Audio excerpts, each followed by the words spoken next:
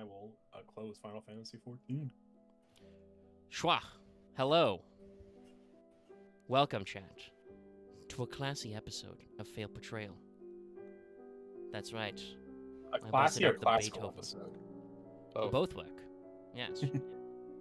You're listening to Moonlight Sonata right now. You're listening to 103.5 Doremi FM. Radio. You missed it. No, it should have been the Penned FM. Radioactive.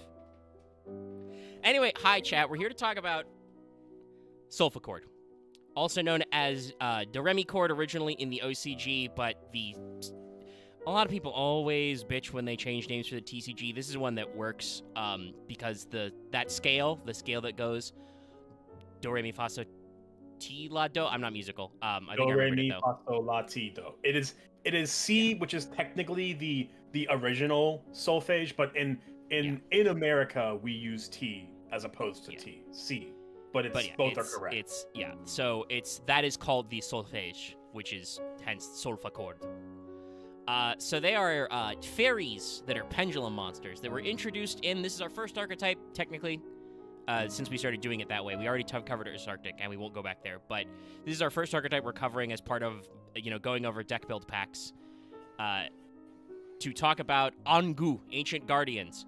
I think it is safe to say, at this point in time, Ancient Guardians was not a good set.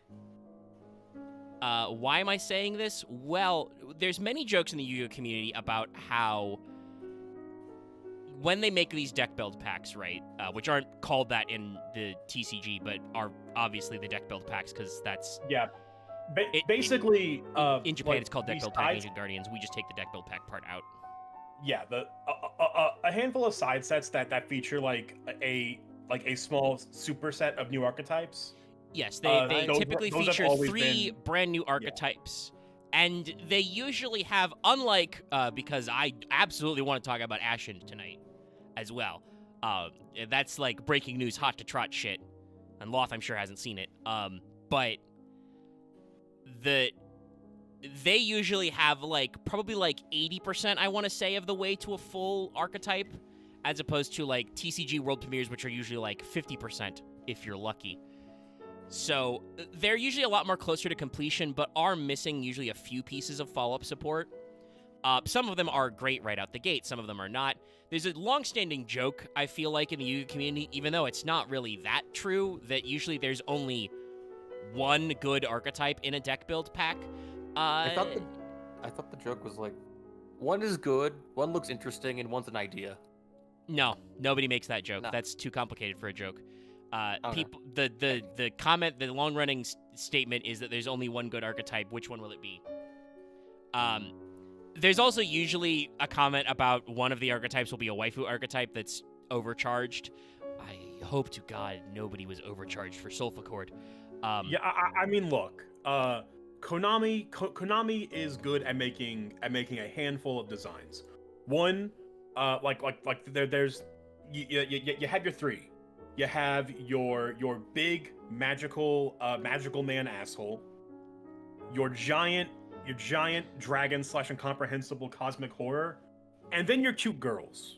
Sometimes archetypes have a mix of three, all three, or only one. But there's nothing wrong with Konami knowing what they're good at making and making more of it. Yeah, so I've even pulled up on the stream the package art for Ancient Guardians in the OCG, which shows you anime waifu, giant bear robot, snake. Yeah, which in the loosest sense is that trio of catch-alls. So archetypes. So that is usually a comment, but it's safe to say at this point, we're a couple years past it. Ancient Guardians, which I bought, I own this. I bought a box of this. I think I streamed it opening it. It was not a good. The archetypes in it are Ogdoadic, Sulfa chord, and Ursa Arctic, which have not had any tops. Ursa Arctic came out the gate looking like ass when we saw the cards. It was never gonna be good. Ogdoadic, people hyped it up because reptile archetype that involves the graveyard. It's chaos. Yeah, it was a chaos archetype with reptiles, right? And that on paper should be good. it just wasn't enough. That on paper to anyone who knows Yu-Gi-Oh, who played Yu-Gi-Oh for longer than a few years, reads, "Oh my god, this deck will do everything and make me coffee." And the problem was, no, it did not. It didn't even make me coffee. Sulfur which is yet another entry in. Konami would like you to play pendulums, but we don't want you to play the same pendulum cards from 2015. Thank you. Yeah. This is unfortunate. Excuse me. Sorry, I had a little throat thing there. I was gonna say, and hold on to that thought X, but I was gonna say, I feel like every once a year, Konami tries to release a new whole cloth pendulum archetype that is intended to change how people play pendulums, and I feel like it never sticks. Yeah. I don't know why. I don't know if it's just because the only people who play Pend are so Pend-pilled. They're so Duelist Alliance ready. They're so fucking astrographed that they just won't. They are too zarked up. They want to play their donuts and their dark worms. But also, if just the fact that because they make these new pendulum archetypes that are not compatible with that, they just straight up aren't as good as just the pendulum soup. Yeah. I don't know, but it happens. So this is the space we're getting into with this archetype, and I want to say because there was a little bit of anticipation about this earlier.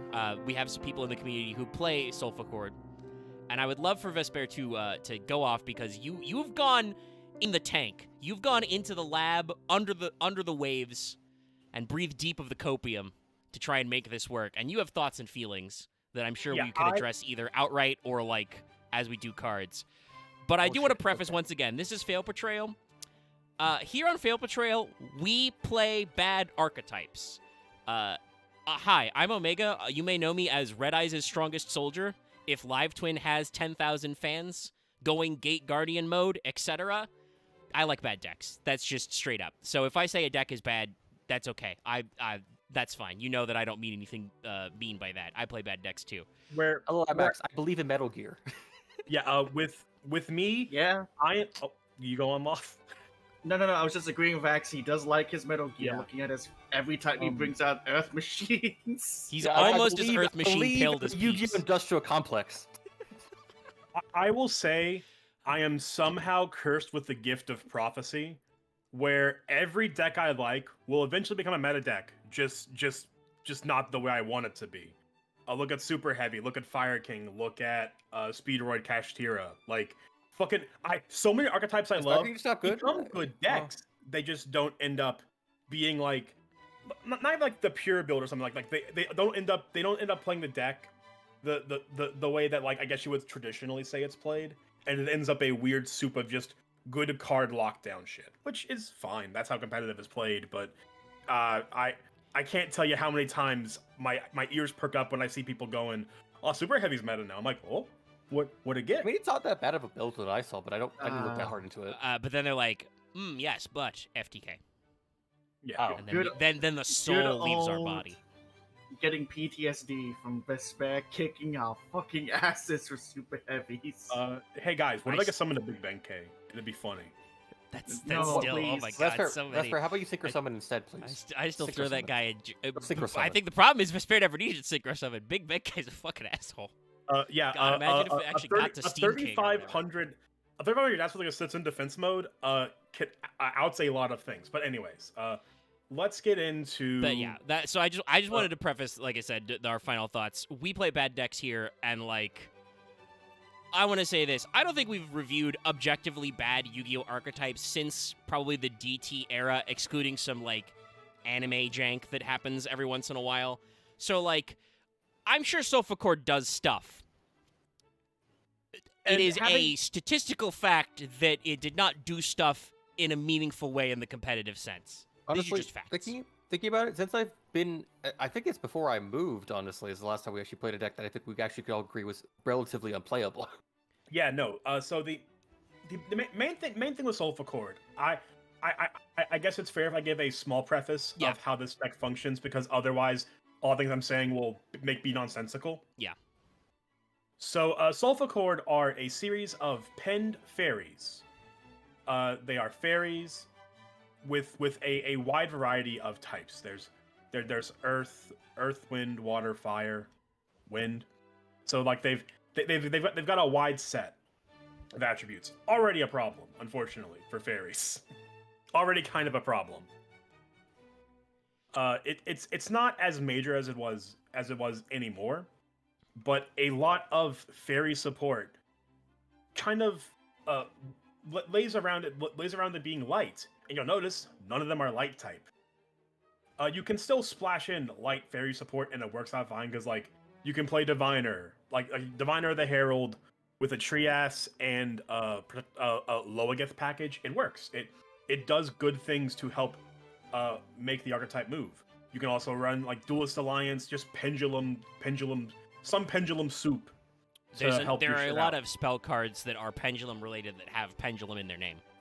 And Duelist Alliance is a spell card that just says, "I got a pendulum card, such a pendulum speller trap." Actually, this reminds me of. There you go. And the other main gimmick of our Sulfa chords, their levels and scales will always add up to 9, and it goes from the 1-star is scale 8, the 8-star is scale 1, and as their levels get closer, as they're going up and down the solfege, if you will, is the theming. It's like the gimmick behind like the idea. Their levels get closer to their levels go up and down as their scales. This is why spoilers. They have 2 extra deck monsters. They're links. They're links because this actually is also relevant for Ashen when we do talk about that later. But there's this thing in Yu-Gi-Oh where if you the only other way this could go is if they made them synchros, which gods maybe they should have. But when you have uneven levels, that means that you are stuck in Linkland usually. Especially if your levels are all over the place, that makes it harder even to do a synchro package because it means that your synchro plays are a lot less consistent. Yeah, and in this case, Diviner is your tuner, so you're gonna play the best generic synchros in your extra. That means deck, you could level fix. You can level fix by pitching any of your fairies, and go into like a Barone or a Borreload or some shit. The problem is that I believe at this time Diviner was out, but this is the next deck build pack after. I forget what the Genesis Impact. That's right. That's the one that was Drytron. So hey, Drytron still exists and is a much better home for Diviner. Yeah, and I'm done being around the bush. I'm done being around the bush with this. Sulfa chords, their effects. While I would not say they're bad effects. There is no cohesion that feels like you are building towards a strategy. The higher level ones have mixes of tributing off your smaller ones to summon them, so you can then set up for a big pen play. And the smaller ones have some swarming potential, but another major gimmick of this deck is that monsters care about even and odd scales, and if I'm looking at it right, if they have they have just a weird mess. It's just really difficult. Yes, I think before even about a week ago, before we even you hadn't super seriously gone in the tank yet about this. About a week ago, when talking that this would be the next archetype, I mentioned that I think part of the problem with Sulfa Chord is they require you as a Yu-Gi-Oh player to think in an extra axis, because now not only do you have to care about what are your high scales and what are your low scales, you also have to care about if your scale is even or odd and how that interacts with all of your cards, which is literally we are adding the y-axis of even and odd to high and low. We are going from one-dimensional thinking to two-dimensional thinking, and that's a lot to ask for a game like Yu-Gi-Oh, where you already have so much shit to think about. Or you don't think about it and you just don't read cards and you fucking die. I would even say with the pendulum aspect, you're adding the z-axis as well. That's true, yes, because you've got fucking scales. You've already got two effects. It could easily be a good deck, and people just have not cracked it because it is such an incomprehensible blob of effects. So, for all we know, it could have been the best deck of Ancient Guardians format. Who the hell knows, legitimately? Fuck, that sounds like a very funny... Actually, I'm no. like, Unfortunately for the TCG, the best deck of Ancient Guardians format is probably Inzektor, because that was the commons. yeah, like That's like another bad thing about I'm that set in the exaggerating nitty-gritty. and having a laugh, but by no means do I think this deck is bad. I think the biggest problem is like people make jokes about how Yu-Gi-Oh cards are bloated with text. Boy, are Sulfur Chords the archetype that epitomizes that, while also not really doing much. Yeah, and we'll get into it. Now, fortunately, we do actually have a very tiny bit of lore about this archetype. This was in Before that- Valuable Book EX2. Oh, go ahead. I wanted to say this a bit earlier, but I feel like this is a recurring thing I think should be said.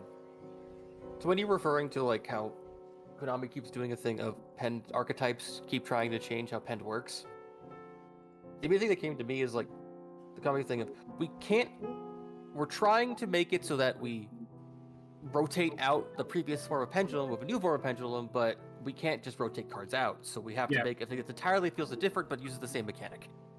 Konami desperately wants to fix Pendulum, and by fix Pendulum, it's not even a case of like, oh, the old Pend was bad. The old Pend was just like it was the entire concept of what Pendulum format was when it first happened was just hideously designed. Was just hideously It was like people make jokes about like TikTok and like Zoomer, brain and stuff like that.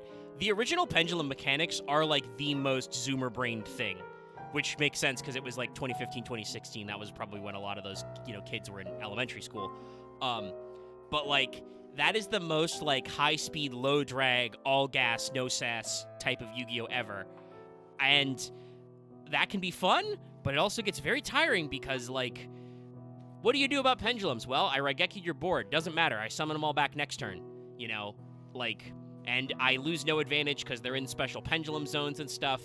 And obviously, I think most people would agree that Master Rule 4 was probably an overcorrection, right? In terms of like reining in pendulum and the extra deck in general.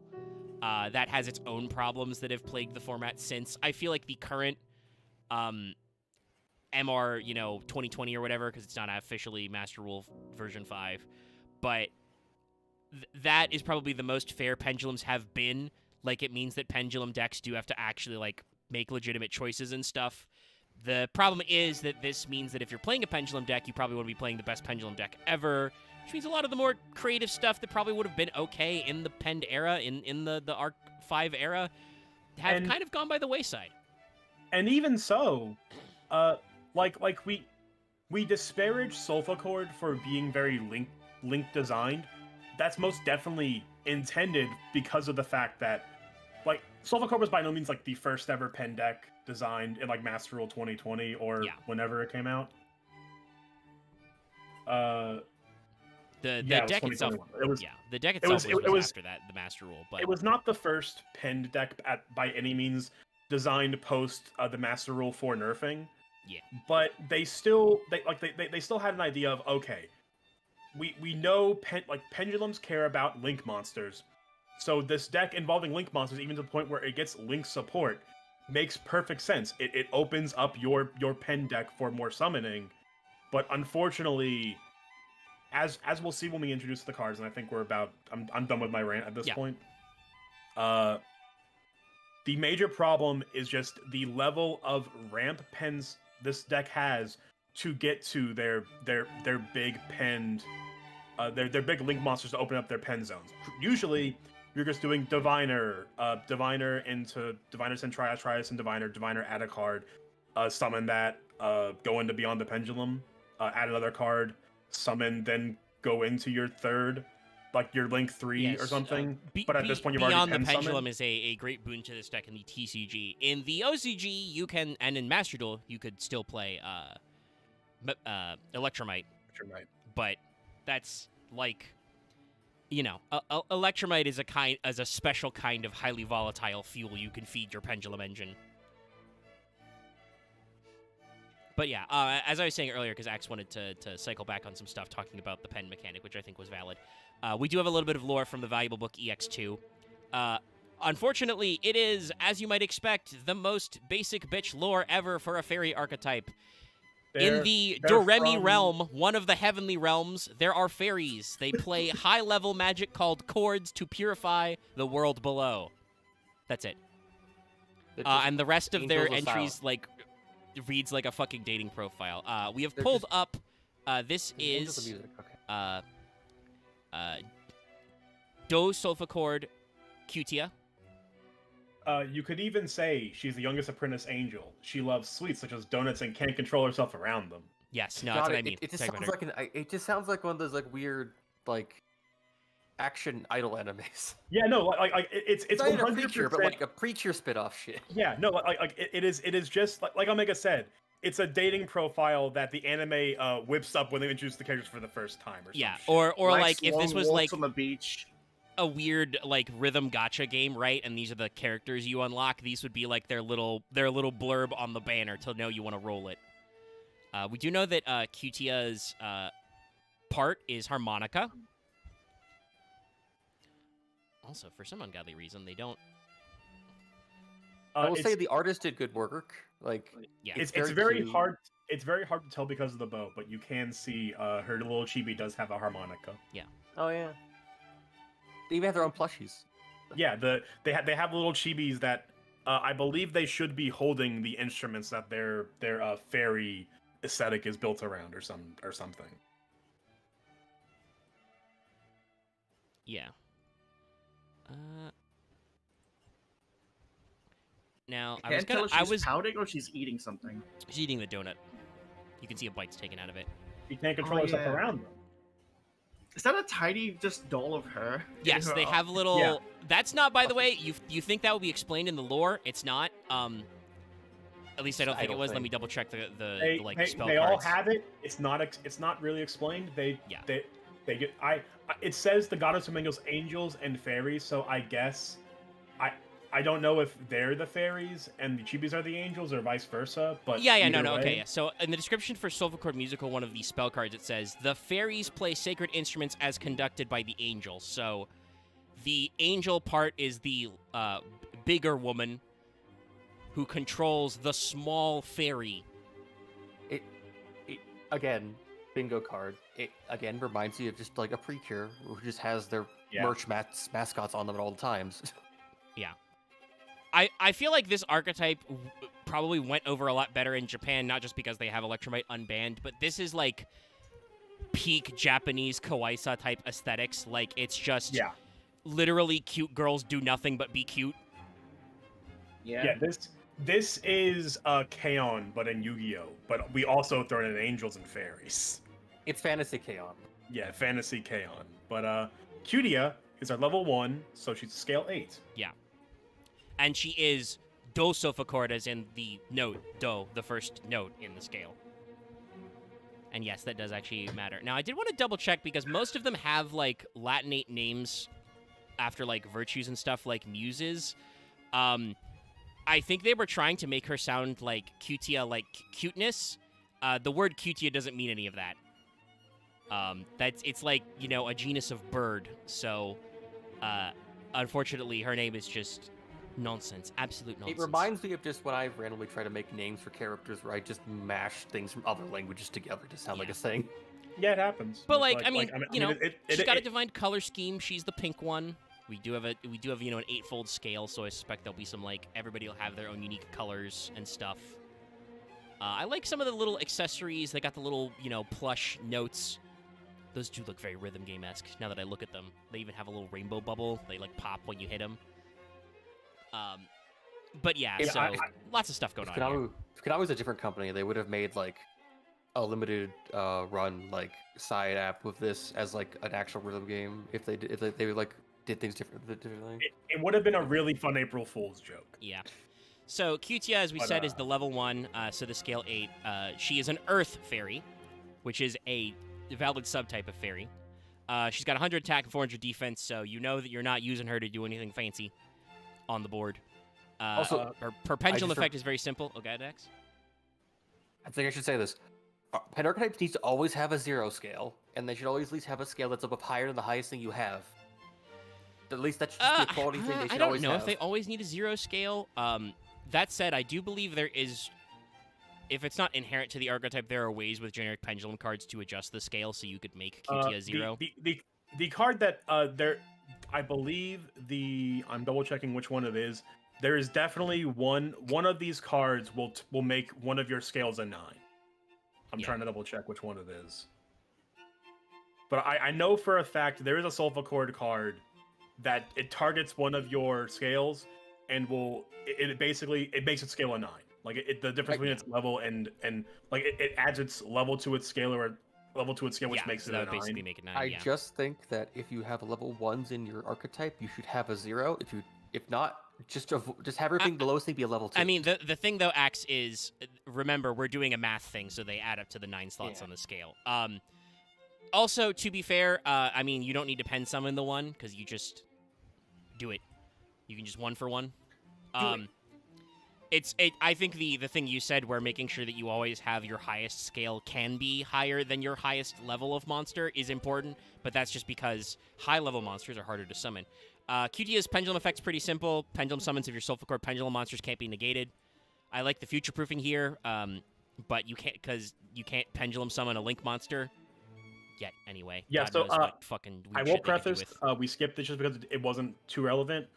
The high scale, the half side of the high scales will have that same effect. The lower half, so the higher level monsters, will have a different effect, but all 4 of them have the same effect as well. Yeah. So, Cutia's monster effect is... By the way, expect me to read a lot, chat, because as we said earlier, there's a lot of text here. While you have a even pendulum scale in your pendulum zone, Sulfur pendulum monsters you control gain attack equal to 100 times their own pendulum scale. If this card is normal or special summoned, you can add 1 Sulfur pendulum monster from your deck to your hand, except Cutia. You can only use this effect of Cutia once per turn. So yes, Cutia is pretty basic. She is your normal or your special if you use her as a 1-for-1 target to search another guy. She's your level 1 starter. Unfortunately,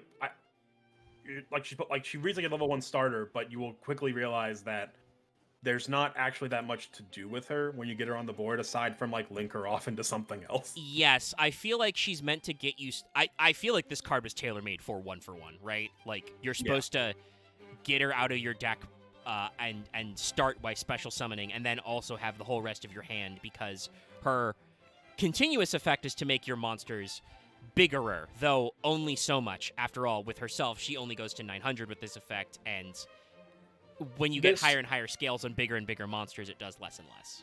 Yeah, like this effect is a neat idea, but unfortunately it's counterintuitive in that your high level monsters you want to get attack modulated will be barely getting any extra attack bonus.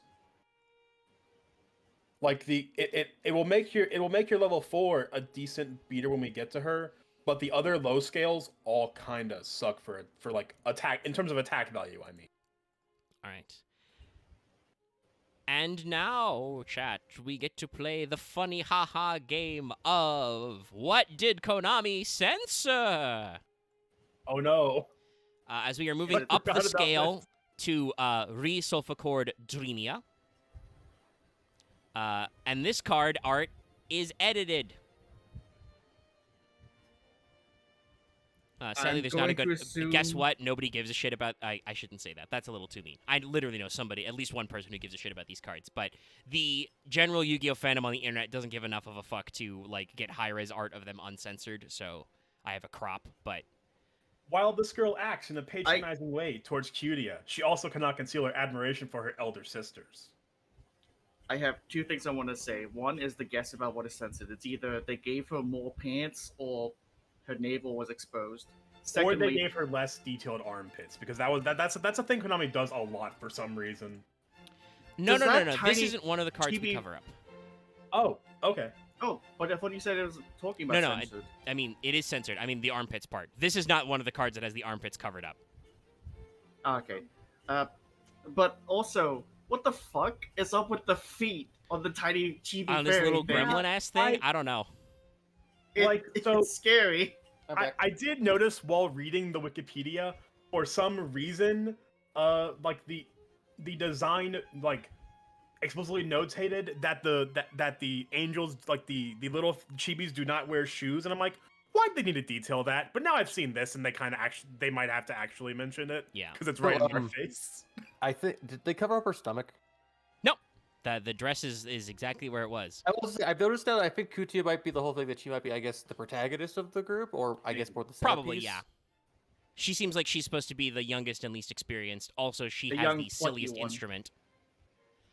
Yes, Everyone is wrong because you would never get this. I'll grab a blow up of her uncensored art, a mock up from DeviantArt. She had a very tiny thigh slit and had a garter belt originally. That's Oh my it. god. I don't know why they got rid of the garter belt. It's not. We can't have that. We can't have that in this children's card game. That's too Either, sexy. like- We have to make it look like she's wearing a form-fitting dress, as opposed mean, to this having is a just slit like- so she could lift her fucking leg. To me, this is equivalent. It's like it just seems more awkward. Yeah, no. It's one of. It's not the most pointless censorship ever. It's one of the more pointless ones, just because it's like. None of you guys were thinking about it. You're like, oh shit, is there I'd rather something going they on with their censor- armpits? No, not this card. I'd That's ra- different. I'd rather they had censored the feet of the fucking. bird. Honestly, here's honestly, the I thing that appreciate freaks that me vibes. out. They basically drew a phalanx from Pokemon, but gave them human feet, and that's the part that scares me. yeah, Yeah. like Uh, we've been this- harping on. We've been Design harping is on fine. Lil GB's feet, but this design is nice. Yeah, Like- it's like- like fine. these- I like the color. These are cute. The checker patterns. She's got Yeah. big ribbons are good. Like it's a good color scheme. I would watch the Precure of this group. I want to say that Vesper read out her lore earlier about like bullying Cutia, but admiring the bigger angels. With their kind of like checkerboard, yellow and black. That's like okay, you got like the weird Queen Bee vibes kind of a thing. That fits. These characters have themes. I can share an old classic. I will also say, Omega, since I have the Wikipedia page open, I actually I saw the uncensored design and it was just so not there. I just didn't even process It was such a until nothing burger pointed you it didn't out. even realize. Yeah, no. Yeah. We will be Question, playing why- that why do game we say several nothing times burger, not tonight. just nothing. What? Why do we say nothing burger when it just means we could say nothing? It's just a phrase. I don't know. Okay. It's a turn of simplified. phrase. It's not a compacting, but I think it brings more emphasis to the fact of how nothing it is. As opposed Dreamia- to being a good burger, it's a nothing burger. Yes, Dreamia. But yeah, Dreamia is our wind level 2 scale 7 fairy. And I'm pretty sure, once again, Dreamia is not literally like dream in Latin, but she's the dreamy one. I can already see the theme where they start from low levels and get to high scales and go. Yeah. Yeah, Yeah, they that's all nothing. they all add up to 9. 9. Sorry, they're playing the Hallelujah chorus right now from Mendel, and I'm highly against that. So let me see. Let's scooch us to the next piece. Yes, no, chat. If you want to know one weird fact about me, Omega is a Handel's Messiah hater. I hate the Hallelujah chorus. It goes on too fucking long. That's why Yeah. the king stood up in the middle of it. He thought it was fucking over. Yeah, He didn't think it was good. Anyway, Dreamia. Sorry. Dreamia is 600 400 attack defense. Yes. Small stats, level 2, it's fine. Pretty typical shit, yeah. While you have an odd pendulum scale in your pendulum zone. If Which a makes sense, she's Sulfur your first pendulum odd. monster cards you control would be destroyed by your opponent's card effect, you can destroy this card instead of one of those cards. Yes. Why does I'm it not say getting the cards? impression of literally the weird argumentative friend to the protagonist that just gets her ass kicked all the goddamn time. Maybe, but yeah, but it's one of those things where I feel like it's sad because it's when you hear about these things, I feel like this is an archetype that was like somebody at Konami's like personal brainchild. They were like, hey, I have this. I'm in here designing Yu-Gi-Oh cards, but my real passion is music. I think it would be funny if we had something based on the solfege scale, the Doremi scale. We'll like give them different things.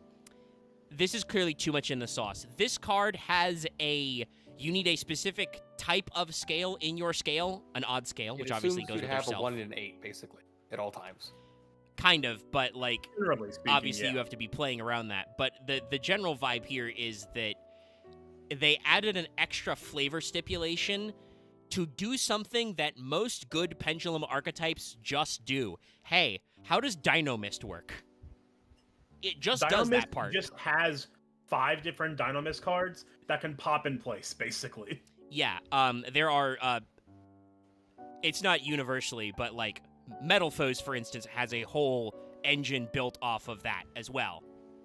Like, with Metal Electromite Foes, and the other Ignite. stuff. Like, a lot of pen archetypes, especially in pure MR3, were all designed around, okay, I'm going to pop a card to get a new card to build advantage. Or they had effects to, like, protect your pendulum cards from being popped. Now, Dreamy does have another effect, separate from her condition. If you control a Sulfur Cord card in your pendulum zone, you can special summon this card from your hand. You can only use this effect once per turn. So, Dreamia's replacement effect doesn't seem very good because it's got too many stipulations, but as a basic bitch extender in a Pend archetype that has links, that seems alright. Like, that seems functional. Honestly, like, you can just make this card, you can destroy this card instead of the, like, you can remove the one of from that effect, and it's gonna be fine because it requires a secondary condition. I feel that's fair. Instead of just, oh, well, one, you left this card on the field. Like this isn't a card like in your pen zone that you can pop in place. This card you left on your field, you did not link off, or like you did not link off for combo with because she's another free body. You kept her up here, or like you pen summoned her back and just plopped her on board. Yeah. Because you wanted to have the protection. But your opponent can just MST your odd scale, and that protection is gone. Yeah. It's a little too... And this will be a recurring theme. The Sulfa chords are a little too lost in the sauce. They are a little too in tune with their own gimmick, and that makes them harder to play, which gives them more breakpoints. We already mentioned the Ashen. Ashen and Sulfa chord have a, like, at least Ashen does part, like, just the first set. It has a very similar problem in that, while by no means archetype is bad, it's doing an interesting concept. It has a lot of plays, but the ultimate there is no ultimate end goal. Yeah, and I would argue by being a dark pyro archetype, they are, like, arguably doing a lot more for, like, opening up the design space of Yu-Gi-Oh! Than even Sulfa chords as, like, fairies that are also pendulums, but every attribute. You know, every attribute that is not light. But there's definitely, like, some issues there that leave them up. Anyway, this is Elitia, me Sulfa chord Elitia. She's elite, because of I guess. Her meek and earnest personality, she often gets pushed around by the other angels and fairies. I mean, she does have that character design. Go ahead, So Love. first thing I can say is Beskel. This looks like Beskel in my opinion. Look at that fairy just fucking going ham on the cello. Yeah. Yeah, that. This is That fairy's definitely like the soft girl uwu of the crew. Oh yeah, no, regardless of our gripes with the mechanics, I don't think we have a single bad thing to say about any of these designs we're gonna see. They all look fantastic. Yeah, some people deride Yu-Gi-Oh for, like, generic anime waifu archetypes. I mean, I don't think we talked about it on Fail Portrayal, but there was that guy who became Yugi Twitter's main character of the week when they drew, like, old versus new Yu-Gi-Oh cards, which included Bitch with her tits out and Supreme Rainbow Gay Sex Dragon or whatever. Which immediately the entire Yu-Gi-Oh community just went, yeah, what about it? Yeah, the Tag yourself. I'm Supreme Gay Sex Dragon. Yeah, like someone made it deriding Yu-Gi-Oh, and Yu-Gi-Oh community went, yeah, that's awesome. That's what we love about it. It's awesome. But it's dumb. This is not, I think, a generic anime waifu archetype. Like, each one of these characters is crafted to have a unique, distinct look. Like, every Sulfa chord has her own color palette. Obviously, she has her own instrument. Even their little conductor's batons are all different, right? So, like,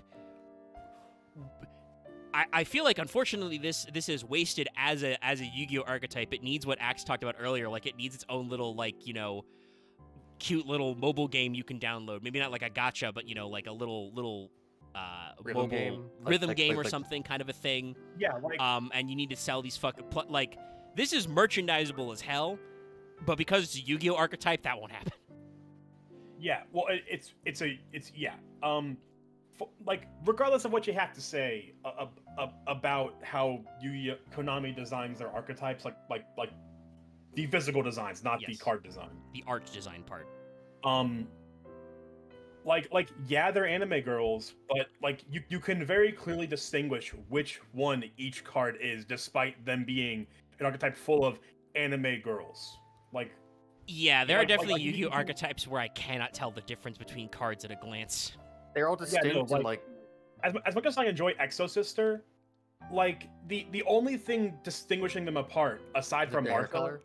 who is the baddest bitch, the rest of the Exo Sisters are defined by a different color dress, but they all look very similar. And even in the TCG, they muted the colors. Yeah, they're very muted color prints that makes it harder to catch them. As opposed to Yeah. like Dragon Maid, I know each one of those motherfuckers by visual design. Each has a color palette and is like doing a different thing. I can tell the difference between, a Shambra and a Parlor. Exorcister is just like, which nun is this again? They at least Which have, soft, recognizable cute nun is names this? that you can like figure out, shit like that. And again, this is not me disparaging Exo Sisters. I still love the Exo Sister aesthetic, I'm pretty sure but- that's another deck build pack, so we will eventually Yeah. get them up. but Yes, that by was the same by pack no as means Adventure, is that's the right. art design of this deck bad purely because they're anime girls. Yes. Every single character is a carefully crafted, and according to the lore, like they planned out at the Yeah. very least what archetype this character is down to like what their design says about their personality. Yeah, that's what I was going to say, was that at the very least, somebody had a design doc somewhere, so when it came time to print the lore book, we had all these notes to give. So Elitia, whose name is probably slightly ironic, given that she gets bullied, is the Water Fairy 3, pen scale 6 then. She has 1100 attack, 400 defense. So honestly, that puts her at a 1700, which is, pretty good for a 3 if you do the Cutia on-field effect. That's all right. She won't be beating over most things, but for level 3, she will be a serviceable attack value. Yes.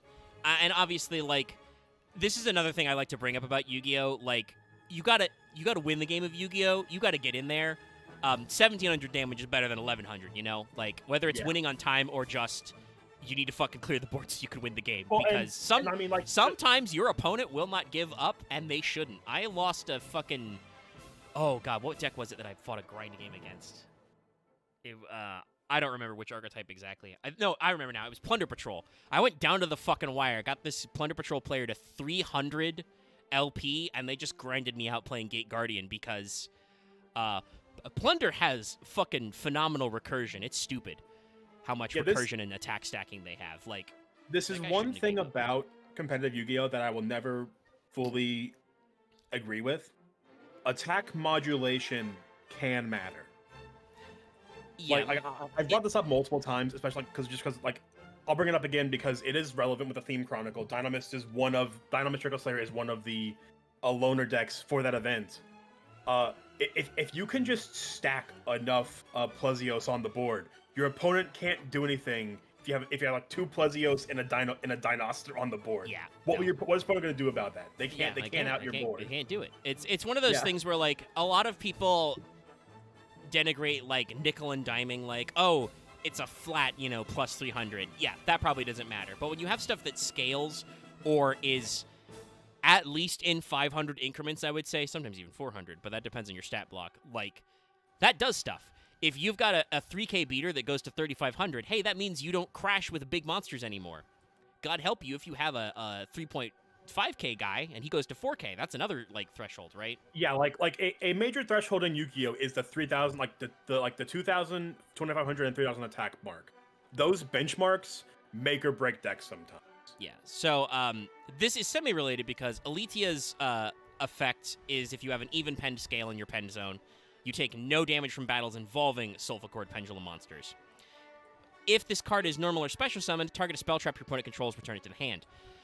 Elitia is probably, other than obviously, as we say, your opponent can just get rid of your even scale, but Elitia is probably one of the cards that just is a straight up positive to have. You want to summon her to bounce spell traps if you need them, and also she's Sanctuary in the Sky, basically. That's fine. Yeah, that works. She's the built-in Sanctuary in the Sky because we really didn't want them to be light fairies immediately after making Dry Shrunk, which I guess is fair, but still. So she's perfectly serviceable.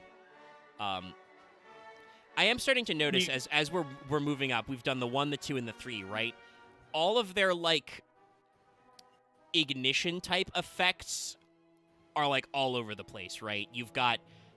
They're a great toolkit, but I do not yet see the coherent game plan. Like, okay, Cutia searches a penned monster when summoned. What the fuck did I've literally already forgotten what Dreamia did when she's summoned. Dreamia has Dreamia's like single destruction saving, and also just a freed body. Like she can just pop out. She has a special summon condition. That's right. Which is good also, but again, that's just more cards on board. You know, Aletia is a bounce. Well, what do you do if you're going first, right? You know, we've got tools, but there's not a coherent plan yet. Yeah, and there really is not. So Loft talked about best girl for him with Aletia. Now we're going to move on to Fa Sulfacord Fancia, who I would probably say is closest to winning my best girl award, because this is clearly the tomboy one, and also she's red. Actually, you know what? Fair enough. The accordion girl. She has a determined and strong-minded personality.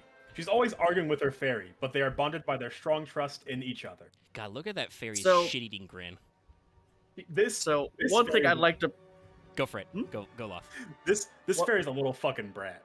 That's go true. for it, Loft. If a spam immediately continues. I don't know which one I was being shouted at. The thing I can agree with and go like big thumbs up with both hands is spats. Yeah, so by the way, this card is not censored. Despite the fact that she's got bare thighs, she is wearing bike shorts, spats under it. But we've got exposed midriff. Technically, like, she's wearing, like, no sleeves, basically.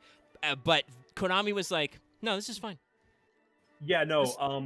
By Konami standards, this Yu-Gi-Oh card is showing a criminal amount of skin and is just got off scot-free. I honestly, in my mind, I feel like this is the character that would be doing a bunch of drop kicks and a lot of screaming, and also a lot of arguing because her literal fairy is the Baiba of an accordion player. God, yes, you're being followed around by a magical accordion player your entire life. I imaged if there was an anime, there'd be compilations of all her screaming with that little face. Like you know, whenever Fancy starts talking, she just goes a little. I just think there's a lot of there'd be a lot of gags of like her being fucking pissed at her fairy. Yeah, but Fancy's a level 4, so she's a 5 scale, which is a pretty decent starter because that encapsulates obviously herself and all of your lower level monsters. She is a fire, and as you brought up earlier, her native attack stat is 1600. That means if you have the QT attack modulation, she gains 500. So this is a 2100 attack level 4. That's good. This drop kick thing. So she'll be drop kicking shit. This hits that benchmark of level 4 monster that has a good attack value. Yes, it's conditional obviously because you need another piece of support, but you're playing a pen deck, okay? Getting multiple monsters on the board is not a problem. And even though you can't really pen summon Cutia, this deck does have many ways to get cards out of your extra deck. Like I'm harping on this deck for having this deck is a toolbox of many things. With no end goal in mind, I guess. Yeah, is the best way to phrase the problem is that this is one of those cases of archetypes. This has happened a few times. I don't remember the cases off the top of my head, but I'm sure people can go back in the backlog and find them for me. Yeah. Sometimes Konami will hand you every tool in the toolbox you need on paper to be playing good deck of Yu-Gi-Oh! In a couple of weeks when we do Ogdoadic, I think I'm going to feel very similar because that deck is full of toolbox effects as well. But they don't give you anything to build with the toolbox, if you get what I mean. You've got a box full of tools. Well, if you don't have any fucking, planks or bricks or whatever to build something out of it, it doesn't matter what tools you have. All you can do is hit the other guy with a wrench. This is this is a 10,000 piece Lego set without the instruction manual. Here is a highway that goes nowhere. Yeah, So, yeah. cool. I have this Lego set that's supposed to build like the Empire State Building. How do I fucking build it? Build it from memory. What do you mean? Doofus. I guess figure it out. So Fancia, unfortunately, with Elitia being very applicable, I feel like Fancia's got some. You're going to listen to this first effect chat, and you're going to be like, huh. So while you have an odd scale in your zone, I'm going to just stop saying the word pendulum all the time. It's very redundant. If you have a Sulfur Cord Pendulum monster, would be destroyed by battle, you can destroy this card instead. So it has a replace effect, but only for battle. During your main phase, though, you can add a Sulfur Cord Pendulum monster from your deck to extra deck face up, except Fancia. You can only use this effect of Fancia once per turn. So Fancia lets you set up your extra deck, which can be important for certain plays in Pendulum cards. I think the main problem with her other monster effect, while you have an odd scale, is only your Sulfur Cord Pendulum monsters can be protected from battle. And as we mentioned, Sulfur Cords do get some Link monsters. Yes, they have a total of 2 Link monsters, which are probably the monsters, some of them you're going to want to be keeping alive. So, yeah. I just try to picture a Link Pendulum monster. I mean, they could do it because they've done pendulum versions of every other kind, but They could definitely make it work. Will they? Probably not. Probably not until like I was going to joke at 2025, but that's next year. Maybe the 2031 will be desperate enough for that. The funniest thing they could do, I'm just going to say this, they will make a Link Pendulum monster with an up right diagonal arrow that when it goes to your extra deck unlocks that zone above your extra like diagonally right from your extra deck. That would be the so shit. funny. I hope they would do that because that would be very, very silly. Like it would make no sense mechanically. It would be dumb, but I want them to do it. All right, so we're moving on to our next card. I'm sure this will be another one that many of you in chat will be normal about. This is Gracia. She is the purple one. And while she looks kind of a little bit like we're going for like maybe a little bit anime goth girl, you got to note she's got that saxophone though. Because she usually has a daydreaming expression, she emits an aura of mystery, but she also has a meticulous side. I'll just give you this one right away. She is censored. In the original, she had cleavage, and Konami was like, "No, we're gonna put a gem over it, or like we're gonna like add more cloth. Yeah, we just add a little extra cloth to cover it up. Hold on, once what was again, her name armpits again? I think completely it looks unprotected. better. Gracia. Fool! Gracia toots as she pleases.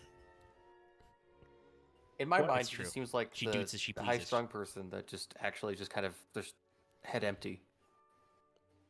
Yes. So. Yeah, she kind of gives that Arknight Scotty vibe. I mean, that's Vesper read out the lore earlier. She's got a dreamy expression on her face, which makes sense. That said, this is a good design. I like kind of the layers.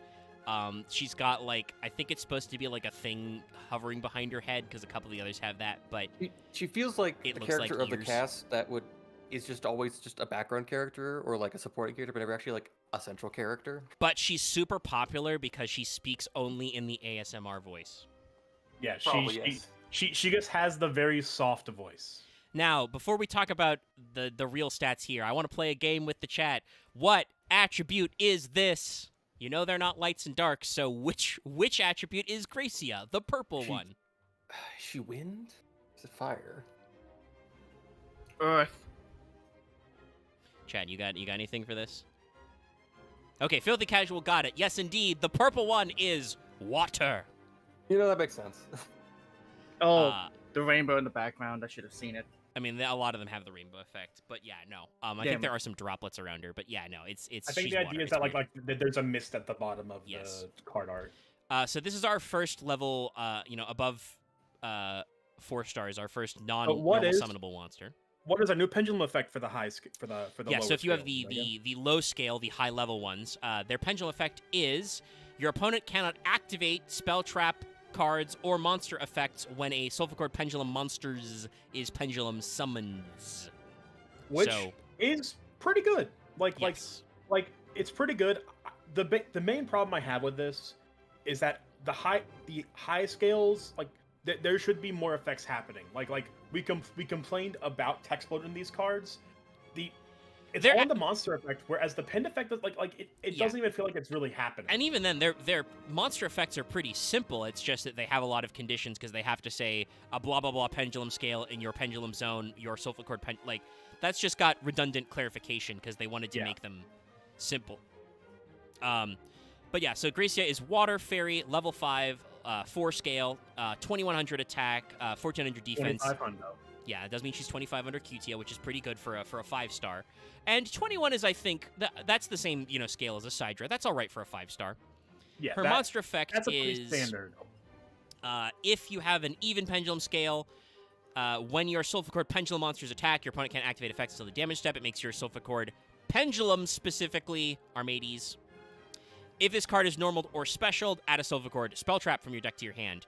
This one I have some slight objections to. I know we are playing a pendulum deck. Special summoning her is probably pretty easy, because 5 is right in the middle. Mm-hmm. But you've put your spell trap searcher on normal or special summon on your first tribute summon monster. What are you doing? That's just asking for me to brick on Oops All Monsters and not be able to search a spell trap. At the very least, she is the middle of the scale, so I understand the idea, but she's still a 5-star. Yes, no. Like, if she was the one that let you special summon herself if you controlled a Sulfa Cord, like something like a Sidra or a Trickstar Corobane or, other 5-star monsters, that'd be fine. This is, like, a little too much like, shit, dude, when am that means I have to be doing a spell trap search after I've already pendulum summoned, basically. Which is not great. It's not the mightiest of options. Yeah, a frequent issue, like I said, the main issue with Sulfa Cord, and like even beyond the pendulum is its separate thing, but it almost hampers this deck even more, where it's designed to be flexible it's designed to be flexible, but you kind of are already committing to a pen summon before you can get your full link combo out because of the way that these Sulfa Cords are built. Yeah. It's a deck that doesn't have a lot of, I'm realizing, a lot of compact setups. Like, obviously they have their, 1-card starters and shit. It feels like you have to play several turns of Yu-Gi-Oh! To win the game, and while I've just talked about how I had a long grind game, right? Not every game of Yu-Gi-Oh! Is over in 3 turns. That's a scale that a lot of games operate at, and you can't count that you're going to get to do all your, fancy repeat shit over and over again, This is no longer the days of Master Rule 3, where you just recur your entire pendulum board every turn. But let's move on to our level 6. This is... sorry, slight throat clear problem. Angelia. She's cheerful, likes to stand out and chat a lot. The self-proclaimed idol of the Doremi realm. Yes, that's one. Sorry, hold on. My sound cue was a little soft. Let me try that again, chat. There you go. Now that I've jump scared everybody, I played a skeleton dude. Oh, I had this muted, so I had no clue what happened. Yeah, no. It was audio only, but yeah, I stuck in the classic skeleton man horn dude because she's the horn. No, I mean, if they say this one's the idol, no shit. This is very much an idol type costume. She's doing a little facial expression. She's twirling the baton. She's doing the moe pose, like she's doing one of the many moe poses that idols are known for doing. Hey, I won't play the whole game, but we could play Guess the Attribute on this one. This is our other fire monster. This one, I think, other than the fact that she's got kind of a golden, yellow-orange color, this one, I believe, even less than, God, sorry, their names are so Gracia, yeah, as a water. This doesn't really scream fire to me. But, it's Yu-Gi-Oh! We're in the weeds, okay? Look, idol fans are burning hot at times with a passion. It's true. I get that's the best I But got. I don't really have too much more to add about her design. It's fine. I like the dark yellow and green effects. I do dig that, like, she's got like the ear ribbon bow thing like hanging down, but also has other ribbons in her hair that are free flowy. She's almost a cross between like a Miko and an idol in the design aesthetic, honestly. Yeah, she's got a So, lot of the extra shit. Personal opinion, the one thing she's missing is a tiny fang that you can just see. She does kind of in her her I'm facial gonna structure. zoom in does and kinda- hands. I don't think she has it. But we No. might as well. But I can scale up a little. Nah, you can see it's all one line. Let's reset. She does seem like she has the kind of like facial shape for that, but also wait, hold on. Yeah. I need to zoom in. Maybe that was also censored. Maybe Okay, no, I think it's just a spec. specular highlight. I thought that her pupil was a fucking musical note for a second. I think it's just the highlight of the fact that she's holding a glow stick right next to her face. But yeah, she's our level 6, Yeah. so she's our scale 3. She's a fire. Feels like an Actually, op- I Go. just realized something that irks me about this design, which is the fucking flower leg warmers or whatever they are. Yeah, She's got a flower theme. I- She also has roses as her dress liner. She weirdly feels like she'd be the one that's just oddly popular. I mean, she's the idol, so yeah. Yeah, If the she's idol. so she would be the popular one. So while I believe that the 5-star had good stats for a 5, I do not believe Angelia has good stats for a 6. She is 2300, 1400, which means she becomes 26 with QTO, which is nice, but this bitch can't even beat a Monarch. Like, that's... I don't know if we're running out of attack numbers, as we keep scaling up, but it's not the greatest place to be in as a 6. You're already in a very awkward zone. Yeah, attack numbers don't always matter, but because like their major starter has attack modulation, it feels like they designed the Sulfur Cord monsters with that intended. Yeah. Which unfortunately kind of Means that if you don't have a Cutia, you're going to be Yeah. in trouble because you're playing a 2300 level 6. it really gimps their high level monsters. So, And like we mentioned, there's like the problem with the same problem with Gracing was with Cutia. It's like unless you 1-for-1 Cutia, I guess you normal Cutia, then Yeah. set a scale, summon Dreamia, etc., yeah. combo Beyond the Pendulum, add a pen card, pen summon. Yeah, there Yeah, are no- lines, but they're very samey. Not really much in the way of starters. Yeah. It's all very basic starter stuff. So Angelia's probably the first one we've got who actually has a block of text monster effect. So she reads, when you have an odd scale, if your Silph Accord, attacks, your opponent can't activate spell trap effects or cards until the end of the damage step. So she is specifically an Ancient Gear. That explains the low attack stat. During your main phase, you may tribute one Silph Accord Pendulum monster, even if it's face down. Face down. We'll believe you that it's a Pendulum monster. If you do, special summon one Silph Accord Pendulum monster from your deck whose Pendulum scale is 2 higher or 2 lower than that monster, except Angelia. You can only use this effect once per turn. I feel like this is like a fucking Small World bridge. I feel like I'm trying to think about how you would use this effect, and I feel my neurons straining. Like You can tribute Yeah. Angelia to get we haven't seen her yet, but her name is Kulia, who is our main deck boss monster. yeah. But yeah, like it is a really interesting idea in that because it is higher or lower, it essentially means you're scaling up or down 2 levels. Yeah. Which can also be good level fixing for a diviner play. Like keeping this in mind. It's true. Like there is actually while they are a smorgasbord of levels, there is technically a level fixing built into the deck. But again, problem with that is That you means don't you have to gotta have a bring up this- yeah. diviner, and like your starting hand would be diviner, 2 scales, and Angelia, which is 4 cards to do what? Summon a Barone. Yeah, it's not I do think it opens up the possibility of getting to Cutia, because this means that if you have an Angelia and an Elitia becomes Cutia, which procs her effect.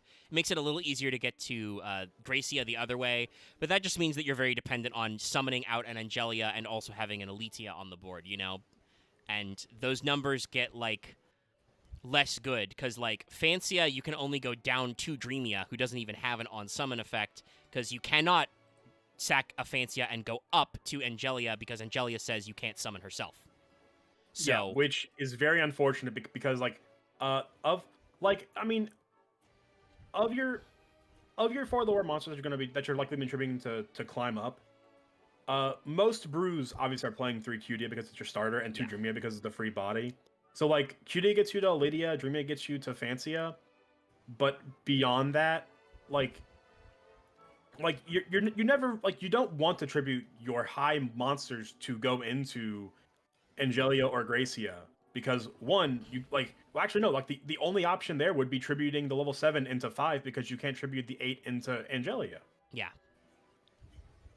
So it's designed to climb from your lower like your lower monsters, but there's like it is weirdly blocked off by Angelia being in the perfectly wrong place in the scale. Yes, it feels like they thought of her effect first and then assigned everybody levels and didn't think about how that interacts.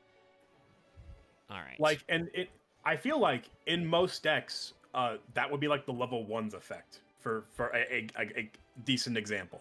Yeah, and that Like, would make level 1 or sense level that 2 she should can't have summon this effect. herself, right? Because then, first of all, you can't count down anyway, but also like that doesn't mean it means you can't get to the the level 1 starter.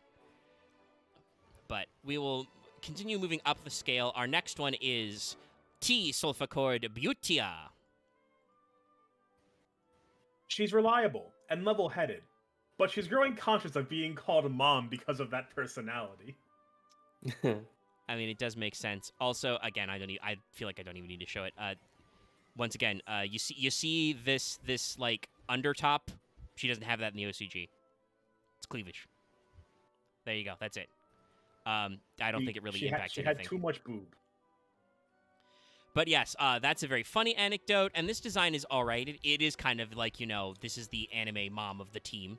She's got a big ponytail. Be a still off. I think her fairy is the cutest. Look at that thing. She's just.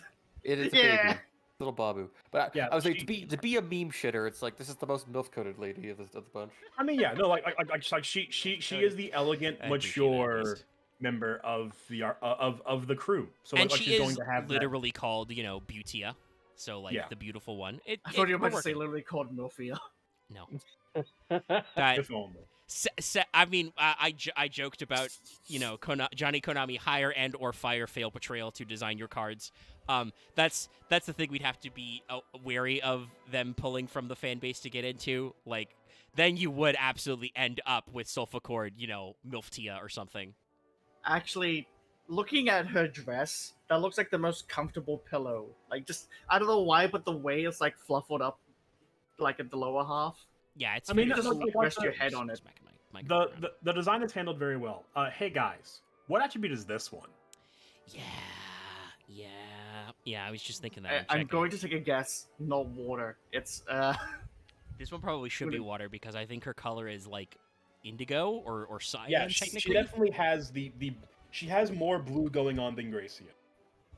I'm gonna go ahead and go with Earth again. Okay, yes. Loth and Filthy Casual got it. Yes, this is our second Earth Fairy.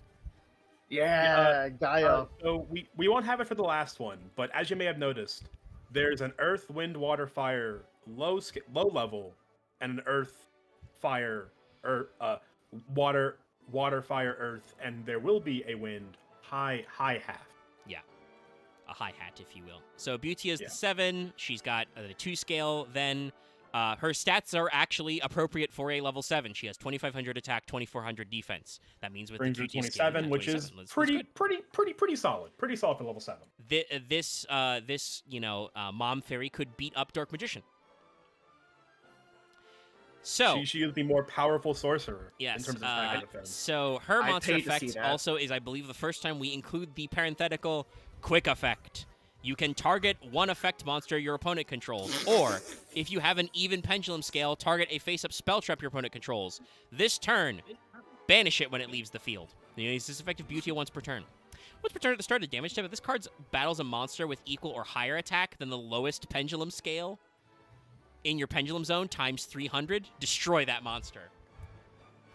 Okay, guys, So- we're asking you to do some math shit again. Yeah. So if you have your 1 scale set up, your a Beautia will explode anything on the board, Yes. basically. Because that means anything that's 300 has to be equal or higher than 300 dies. Cool, great, love it. Her quick effect sucks. Yeah, I like, feel that's fair to say. It's very funny. There are a lot of weird shenanigans you can do with, like, you know, your opponent. If you've got the even scale right, your opponent plays like a normal spell that does something in grave. You can just be like, quick effect, banish that. That's funny. Is that worth but a hop? The thing is, it doesn't banish it as the effect. It just says, hey, if this card leaves the field during this turn, now it's banished. Yeah. And again, like, sure, okay, that can do something if you're getting rid of your opponent's effect monsters, like if you're breaking their board. But, like, how are you breaking their board? You playing Lightning Like, Storm? so Not with Beauty on the field, you're not. The way this should, like, the way it's weird that this is 2 effects, because what it should just be, any like it should just be, hey, if this card destroys a monster, it's banished instead. Just That would actually probably be a do good that. effect if she just had the continuous effect of, like, if because her damage destroy effect is only herself, right? If she just yeah, had an it's effect only that on said herself. when your Sulfur Pendulum monster battles, you can activate this effect, you know, destroy the opposing monster. If the opposing monster is destroyed by battle, banish it, you know, or something, right? Like, you could do that. You could even make it an activated effect instead of a continuous effect. But also, I forgot, she doesn't even have a continuous effect. It's technically once per turn at the start of damage step, you can activate the pop effect. So yeah, you could just give her a passive effect that says, hey, if your Sulfur Pendulum monster battles and destroys an opponent's monster by battle, banish it instead of sending it to the graveyard. And nothing of value would be lost. Yeah, it definitely feels like an effect they wanted to make as a flexibility where, like at any point you can decide while you're figuring out how to destroy that opponent's card, you can then have Beautia on top of that to, I guess, it wouldn't even really be chain blocking, but that feels like the intent. It's an extra little wrinkle in the chain to futz with how your opponent can react to you, but doesn't really work that way. It's weird. Yeah. It's an oddball. All right, so that leaves us to our last main deck monster. We mentioned it before. She is Coolia, the cool one. Considering this is obviously, you know, we've gone all the way to level 8, right? She's our biggest monster. I think she's got, you know, boss of the bunch vibes. Dressed in, like, black and gold. You're laughing about the feet, feels like aren't you? the one. She feels like the one that only shows up in, like, I knew- for the I knew it. battle scene at, like, the end of the episode and not actually around most of the Uh, time. The leader who keeps everyone together. She's calm and collected and is admired by Cutia. Yeah, so this is the team leader. Also, hey, this is the one we joke about armpit censorship. Technically, that's not the part that's censored. It's the fact that she's got a little bit of side boob, but it also covers up most of her armpit area as well. So, yeah. Fucking Fire Emblem looking ass feet. Oh, And for also, the what's her fairy. instrument? Yeah, for the fairy, it's very It's awakening violin. looking. It's like Okay. like Oh, okay, now I did can see it. notice- I couldn't see it at first. I did notice how, like on the regular Wikipedia, it mentions how for some reason in Coolia's they have a baton, but she's very clearly holding an instrument, and it's the I forget the name of the thing now. The bow. Yeah, it's the bow. She's got the bow in Oh, the one bow, hand. the and violin, then yeah. it's because they added some You- extra fog in front of it, but she's definitely holding a violin. Yeah, you can barely see it there. It does mention her fairy part violin. So Yes. So yeah, We no, do know like that that's her we know this for sure. No, I think Coolia's got a good design. You know, for the boss of the team, she's got this you know. Coolia black definitely and has gold. the same energy that Martha has in terms of like I guess comparing an archetype you mentioned brought up earlier. Like Yeah. she has that big boss energy. For lack of a better it's term. like if other than Gracia, and even then Gracia is a pretty light shade of purple. Like this is the one who's got our first one who's got a like darker color palette, and even then she's got, you know, the gold highlights and the white in there as well. Just like, yeah, okay, good. We're rocking it. I also think it's fun that I think her eyes are like multi-shaded. She's got like a little bit of pink reflection low, but also got like blue highlights on top. Yeah, it's that pink blue dual shade that I fucking love personally. Yeah, no. This card looks wonderful. And if I'm remembering rightly, Kulia is actually like one of your few cards that is like unambiguously pretty all right. Yeah, no, like, Kulia is really strong. Unfortunately, it's getting to her that's the problem. Yeah, And- so Kulia is your 8, obviously. She's the other wind, you know, all the stuff applies. That means she is the 1 scale. She is the minimum scale. She has 2,700 attack, 2,500 defense.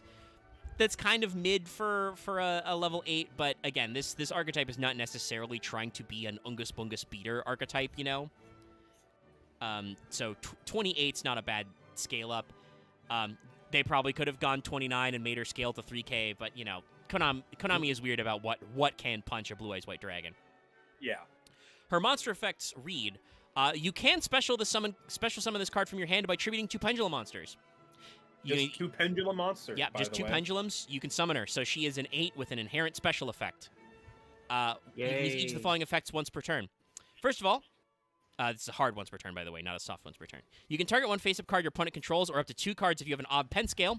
Negate them until the end of your opponent's turn. So this is not a quick effect. So on your turn, you negate possibly up to 2 of their cards until the end of their turn. When an effect of a monster on the field is activated with an equal or lower attack than the highest pendulum scale in your penned zone times 300, fuck them, destroy them. Quick effect. Just a passive effect. If your opponent activates a monster effect on the field that has an attack equal or lower than your highest scale, remember your scale goes as high as 8. So let's see, what's 8 times 300? 24 hundo. 24 hundo?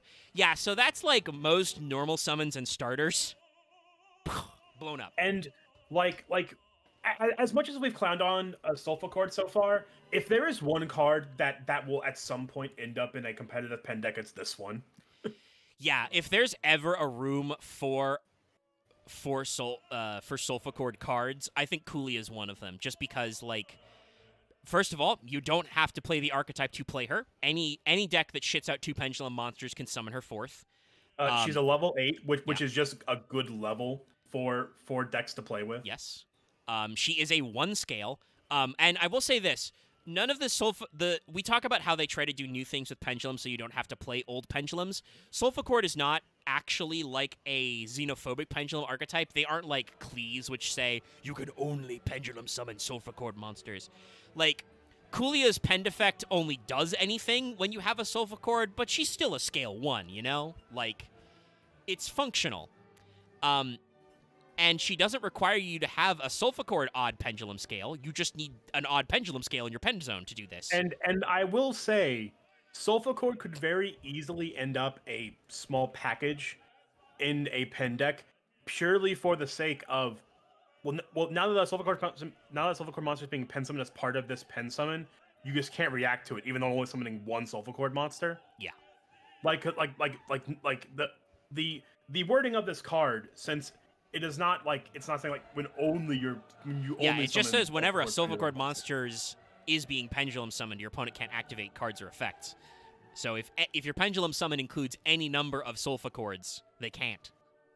So like Kulia is a good card. She is well designed. She has the gas for like a main deck ace type monster. She is the centerpiece of your deck, you know, before you go into the extra kind of a thing. Good, great. The problem is all the other stuff that builds up to her is a very scattershot. Yeah, as we've consistently mentioned, getting 2 Sulfa Chord pen monsters on your board is not necessarily that easy. Yeah. They have a few ways, but it's a little rough. So And traditionally speaking, your line will always end up doing something with either Diviner going into Triaz or something beyond the Pendulum to open up your pen zones.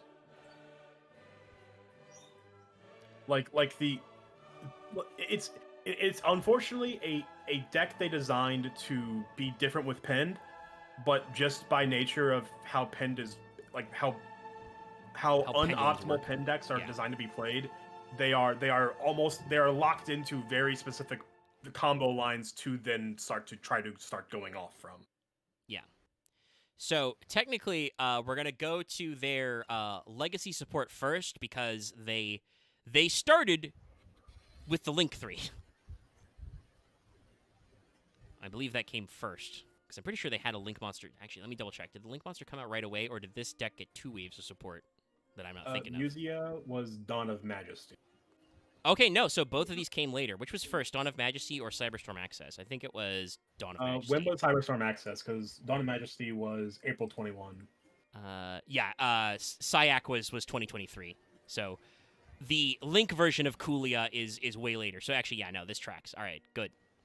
So yes, that means you'll notice, by the way, that means that your only payoff in Angu was Kulia. Which is probably why all of their effects only mention Sulfur Pendulum monsters, but it does unfortunately mean that they are poorly future-proofed. Yes. And also, this will unfortunately be our final one, as since Grand Sulfur Kulia is too new for her to have a lore dating profile. Yeah. Also, I mean, to be fair, also she's just Kulia, but promoted. Yeah. Like, also she true. literally has the same name, so but we'll pull up Muse Ika. The cooler Kulia. Basically. But I want to throw this out there. This is another thing that, like, I don't think that Yu-Gi-Oh! Archetypes need extra decks to be good, right? There are plenty of strong main deck types. I know I go to bat for them, talking about good decks I like. You know, Labyrinth doesn't need an extra deck type. It, you know, they already have their own forms of Xenolocking and stuff. You know, there's quite a few that are like that. Whereas in this case, it is a pen deck that is stuck in the current age of Yu-Gi-Oh! Without much main deck payoff to actually just build a board. The problem is that Kulia, they better not have thought that Kulia was enough for this deck to be good. Like, that's a mistake. Kulia is just 2 negates and, like, pops low attack monsters when they activate effects. How do you win the game of Yu-Gi-Oh! That way? You know, depending on your opponent's deck, they can still play around that, or they can just blow you up with Raigeki, and you know, you can only control a maximum of 6 Sulfur monsters. Let me put it that way.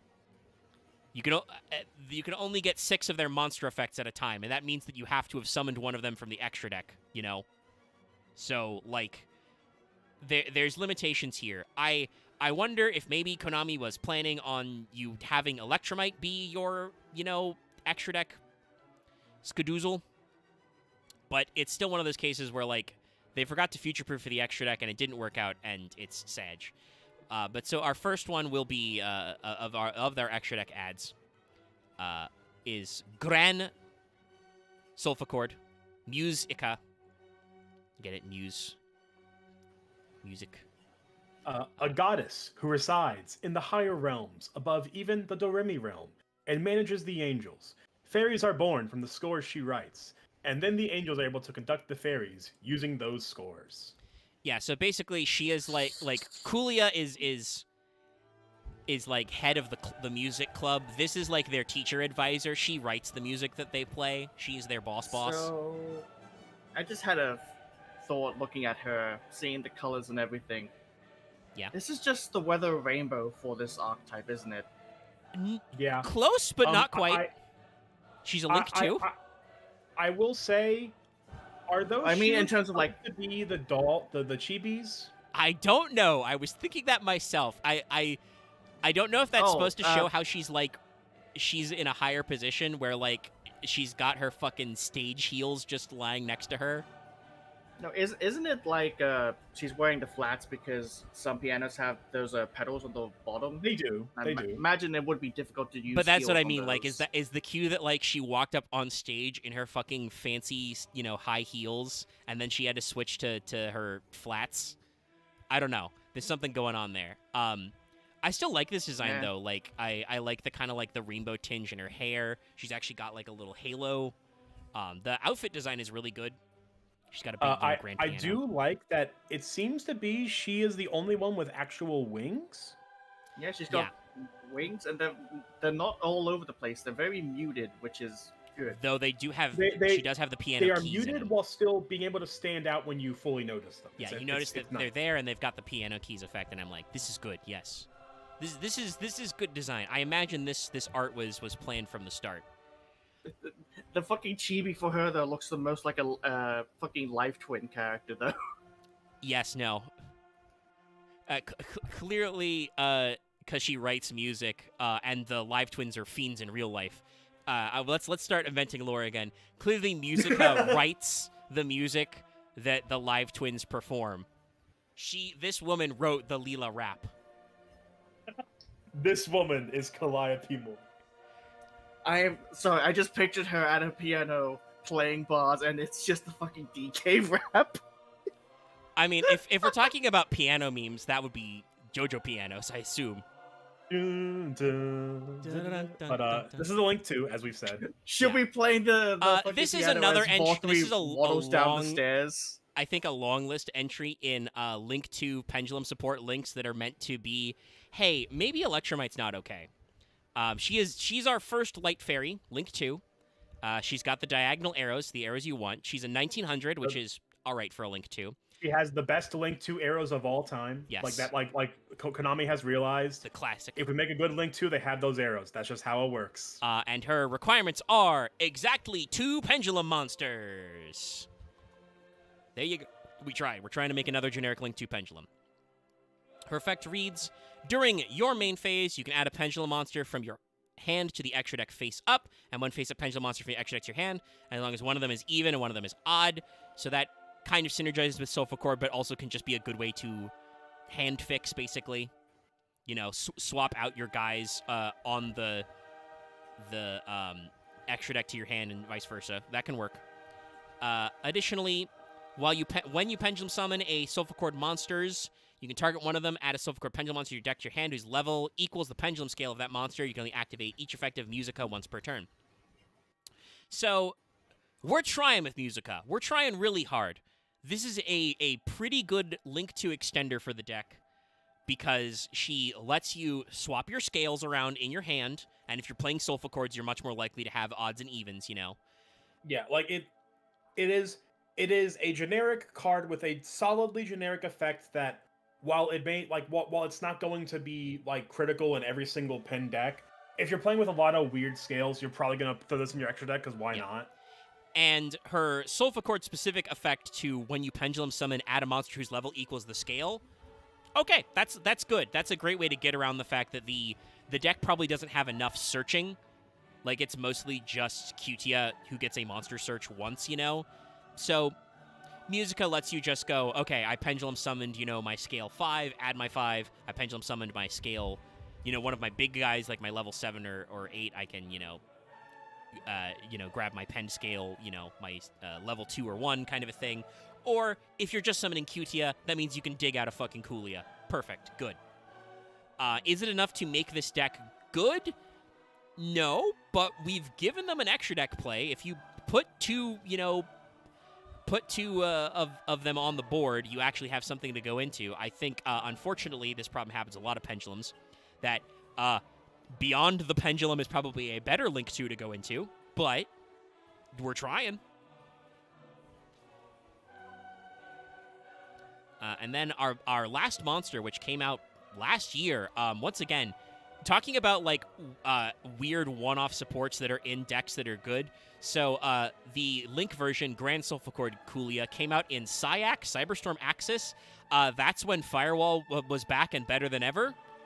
That was, Guiding Quem the Virtuous. Bestial Aluber, that was when all the new super heavy shit came out. Obviously all the new Firewall stuff, Manadium Primart was in that set. So, they were trying, but this bit of legacy support obviously didn't make a dent at the time. Which is, sad, but here it is. I'm waiting for the lore follow-up because I'm kind of curious how this happened, but here's Grand Soulful Cord, Coolia. It's Coolia, but she's been promoted. That's it. It's Coolia. Sadly, she's a lot less of a girl boss now, but she's got wings. She looks like a girl boss, but I do love the elegance going on here. Yes. She looks like her She looks like her idol. She got the wings. She's, like I said, she's been promoted. Look, the angel got her wings. She helped a guy realize that sometimes it's good to be alive. Yeah. It's also good to also make like 5 different symphonies. And also, she's still got a decent amount of her original color scheme, right? Like the top she's wearing to go with her long flowy skirt is still like her same colors. Yeah, Now- she's still got the weird ribbon that her fairy looks like it's cat ears. But now, Axe, would you say one of those symphonies is possibly bittersweet? Say that one more time. Would you say one of those symphonies are bittersweet? It's All going right, over my then. head. I'm sorry. She's our Link 3. Grand Silvercord Kulia is a Link 3, fairy light. So yes, the extra deck ones get to be light. She's got 2700 attack, which for a Link 3 is also fairly good. She's 2+ monsters, including a Pendulum monster. Once again, very loosey-goosey. Also, works great if you go into one of the two Link monsters, the Link 2s that you make in this pen deck. It's very easy to climb into her. She gains 100 attack for each face-up Pendulum monster in your extra deck, so we've even got the attack scaling thing back again, because obviously not having a scale, she wouldn't get QT's effect. And in this case, this is the time where grinding or being able to do big, funky combos would really help out and getting Kulia beefed up. Yeah. Realistically, though, you're probably only going to have, she's probably going to be like a 3k monster. Yeah, it's probably the basic line in my brain is probably like you either went into Musica or Beyond the Pendulum, and then you Pendulum summoned out some extra guys, so you have presumably 3 face-up penned monsters from that, at least.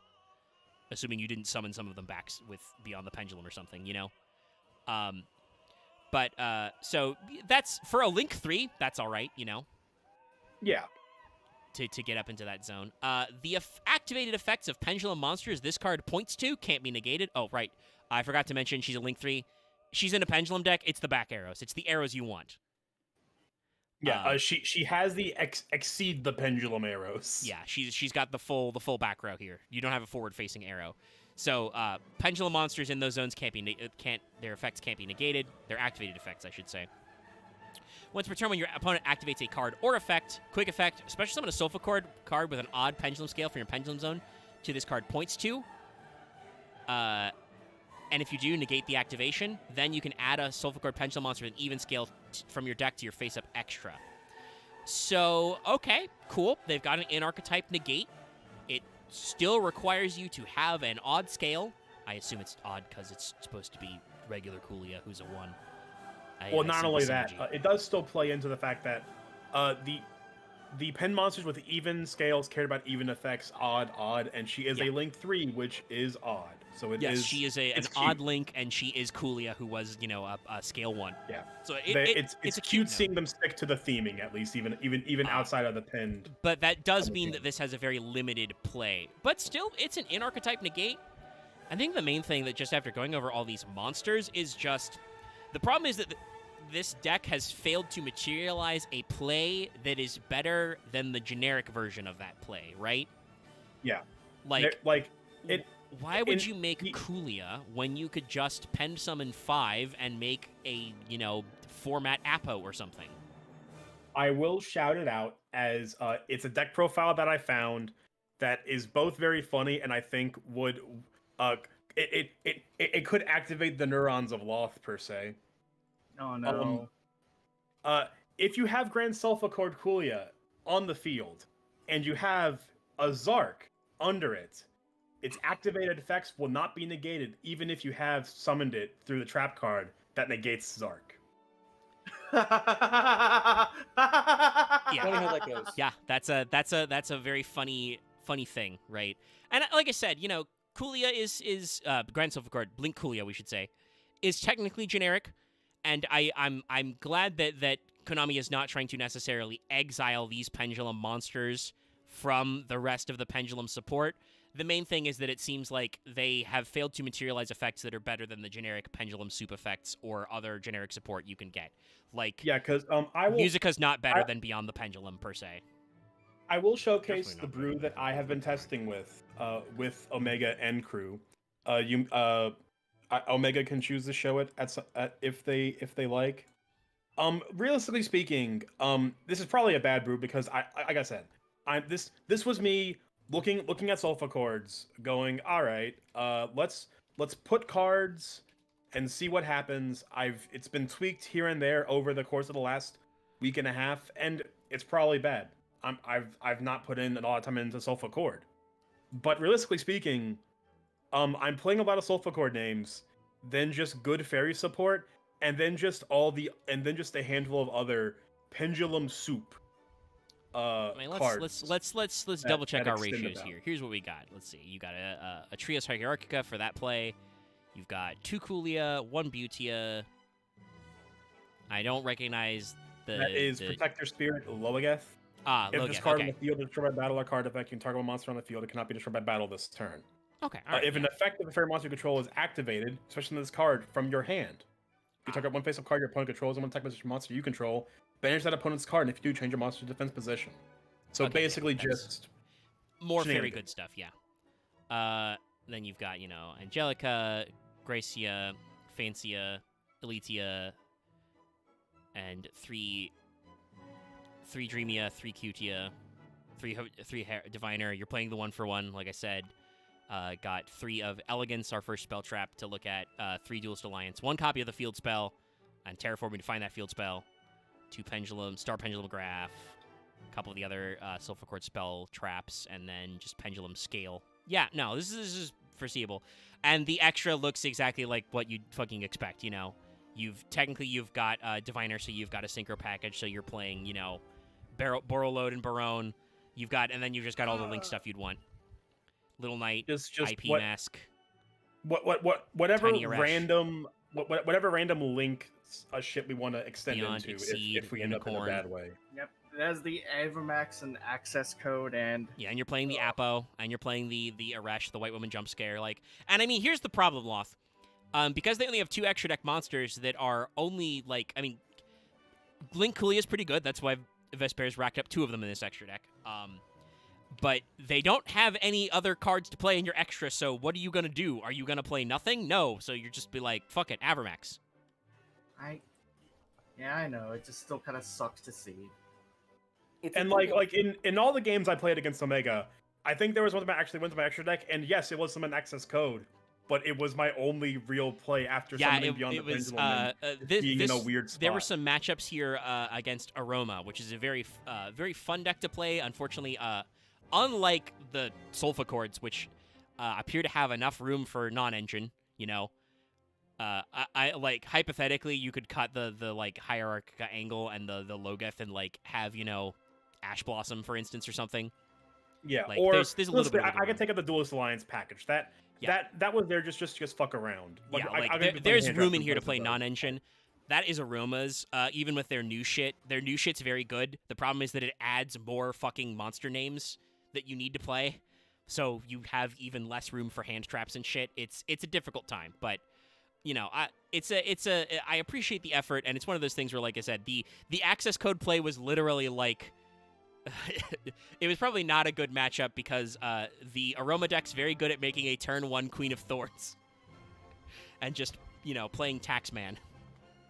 Yeah, I was put into a corner where I just had to out Queen of Thorns, and I'm like, I mean, I guess I can make access code with the Beyond the Pendulum. It's a 4K beater that can pop 1. That's the only thing I can do to out this board. Yeah. So let's run over the spell trap card arts pretty quick. Our first one is, as mentioned before, Elegance. I'm not going to show you the uncensored version of this, but it's censored. They once again objected to the fact that Dreamia wears a garter belt. Though I will say, I do think Dreamia in the card art, Dreamia wears the garter belts like the weird person. She has them clipped to the outside of her skirt. So I think this is probably for the best. They kind of stood out, but this is a cute little vibe. It's Fancia and Angelia, showing off Dreamia, who's got, her little baton in one hand. She's ready to go. Yeah, like the idea kind of feels like it is Fancia and Angelia, like this is them like properly inducting her into the music club or something. Yeah, like they're showing off. We've got a cool little arch for her to go through. It makes me think of like in certain idol series, there's always a thing of making trios and duos amongst the cast as like sets for songs and stuff like that. Yeah, and I think this is a mirror. So what we're doing is we've just run Dreamia through like dress, hair, and makeup, right? Yeah. Like they've just put her through the costume, and then they're like, "Yeah, you're ready. Let's fairies go." Fairies are just Yeah, chilling. fairies are having such a good time. There's fucking like sparkle lines coming off of them. Yeah, like the same thing the angels did. The fairies are doing to Dreamia's fairy, and she is also like she's way more vocal about liking her outfit, whereas Dreamia's holding it in because she wants to be cool. But this is probably their best spell because it's 3 spells in one. It's really good. This is a normal spell that says activate one of these effects, and then it has a bulleted list. Thank God. Bullet number 1: place a Soulful Core Pendulum monster from your deck in your Pendulum Zone, which is just fucking mind-blown, wild, crazy shit. By the way, this came out in Angu. This was part of their original wave of support, and they're just like, fucking scale whatever, dude, from your deck. Yeah, no, this is a card that they either made last or first, and we're like they probably made this card last, and realistically speaking, this card could put this card could put 2 cards in your Pendulum Zone and it'd be fine. And we'll do one. Wait, there's more. Add a Soulful Core Pendulum monster from your hand to your extra deck face up. Then you can place 2 Soulful Core Pendulum monsters, 1 odd and 1 even scale, from your deck in your zones. So yeah, if you actually have a Soulful Core in your fucking hand to put in the extra deck, then you can just scale 2. But Omega, what if you have two Pendulum monsters already in your pen scales that are odd and even? So add 2 cards, 1 odd, 1 even pen scale from your Pendulum Zones to the extra deck face up. If you do, draw 2 cards. This is, I mean, on the one hand, I kind of understand why their other cards were not so impressive, but damn, I understand wanting to make this archetype good now. This is a Swiss Army knife of a card. I do unfortunately believe that because it has an effect which can draw you cards, this is ashable, because Ash is written very weirdly. I believe the way it works is that because this card has an effect that can draw cards, you should be able to Ash this no matter you should be able to Ash this on activation before you even choose before you pick the effect, which that's just a part about Ash that's I get that Ash has to be written this way so it can actually negate things, but this card is it's ashable, unfortunate that it's so. ashable. The game state does not check which effect you're activating when the activation window for Ash reads when your opponent activates an effect that can include one of these things. Yeah. Or plays a card that can include one of the following effects. Negate it. So, yeah. It doesn't check which effect is being activated at the window. But yeah, no wonder Elegance is hopped. This is just, if you have fucking nothing but an Elegance, you've got 1 singular scale. If you have a Soulful Core Pendulum monster, already, you have your fucking scales. If you already have your scales, and you don't like your scales, fuck it, draw 2. Not agreed. Get 2 different scales. And, I mean, there were plenty of points where I use this card, I'm like, well, shit, I guess I'm just setting 2 scales and hitting and shotgunning Elegance. So long as they're odds and evens, even if they're you're somehow your 1 scale and your 2 scale, right? You can't summon shit. You can just be like, fuck it, get them out of here. Give me 2 more cards. That's great. That's good work there to do that kind of design space, and I appreciate the effort. Our next one, and I think Axe also had the right of it earlier, because I'm noticing as our second trap card goes in, we have another, actually our first trap card, but we have another trio, so I think we're going to do triangles a lot. So this is Sofa Chord Formal. By the way, once again, this card is censored just because it's got Gracia and Judia in it. I wasn't even playing this one. Looking at my list, what the fuck does this card do? So this is their counter trap. It's not technically an Omni, but it is a negate on a counter trap, but it's a weird one. So, Sofa Chord formal, and the art is just these three blue color ladies are jamming out. While you have while you have a Sulfa Chord cards in your Pendulum Zone, when your opponent activates a spell trap card or a monster effect, so not a spell trap effect, but a card. This is actually important because that means that like continuous cards can sometimes dodge it. Shuffle a face-up Pendulum monster from your extra deck into the deck, then apply these effects. So actually, it is kind of your Omni. So you shuffle an extra deck back. Pendulum monster you control are unaffected by that effect. Cards in your Pendulum Zone can't be destroyed by that effect. Cards in your Pen Zone cannot be banished by that effect. So it's basically like a really weird 9 pillars because we didn't want to reprint 9 pillars. The main thing is because this doesn't really not even a negate. It just goes, "Don't touch me." Yeah, it is not a literal Omni negate because it does not actually negate the effect, which unfortunately means it's not good as a control piece. As a like protection effect for after you've set up your board to be that like your opponent can't, because I joked about it, right? What do you do when your opponent just Raigekis you or something? Formal does actually give you protection against that. I think compared to Elegance, this is definitely worse. It's kind of a middling card. It's cute that they're trying to find a way to like make 9 pillars without making 9 pillars. And if you don't know, is it 9 pillars? No, 9 pillars is destroy. It's Zephyr Strike, right? Is the Zephyr Omni negate? 9 pillars was the Youngzing. Yeah, no, but that destroys a monster. I want the Zephyr one because that's shuffle a Pendulum monster back, right? Oh, Zephyr. Zephyr Divine Strike, yeah. Yeah. When an effect activated, banish a face-up Zephyr monster in your extra deck, negate the activation. Yeah, so that's kind of where this is going. Is like it's like Divine Strike, you know. But that is a very searchable card in a deck. That does these kinds of things. And obviously formal is searchable, but it's definitely like a conditional. I still, like I said, preventing you from banishing or destroying cards in your Pendulum Zone, that does stop the problem we talked about, right? Where we said, what if your opponent just MSTs or Cosmic Cyclones your Pendulum, your even scale, your odd scale, and you fucking cry? What's interesting is that because, like, even though it's not a counter negate, because it's a counter trap, it does still cease the chain link. Yeah, unless your opponent is willing to burn Solemn Johnson on stopping that means it's going to be the end of the play. And it's one of those cases where Konami clearly like did that thing we talk about where they were looking ahead and they actually found like a weakness in the deck and they gave you the tools to shore it up. It's just probably not the best tool. Yeah, and like regardless of it not really being a negate, I do like the design concept of a card that is it's a card to just say we are done. Like we're done with this chain link. Let's stop. All right, and now they have a field spell. The field spell's art is fucking great. This is Sulfa Chord Harmonia. Earlier asked, is Cutia the protagonist? I think the answer is yes. This is Cutia having to deal with all of the fairies trying to be the conductor. Yeah, she's trying to conduct the entire symphony, and let's see. She is in over her head. Yeah, she's yet to take the donut off her baton.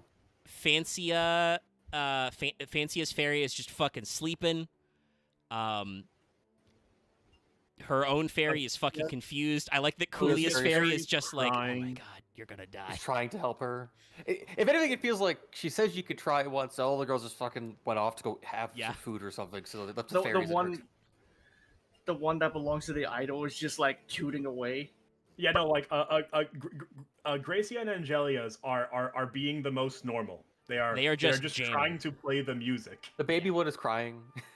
Yeah, Butia's is Sag. I see that Elitia is just like trying to play the cello, man.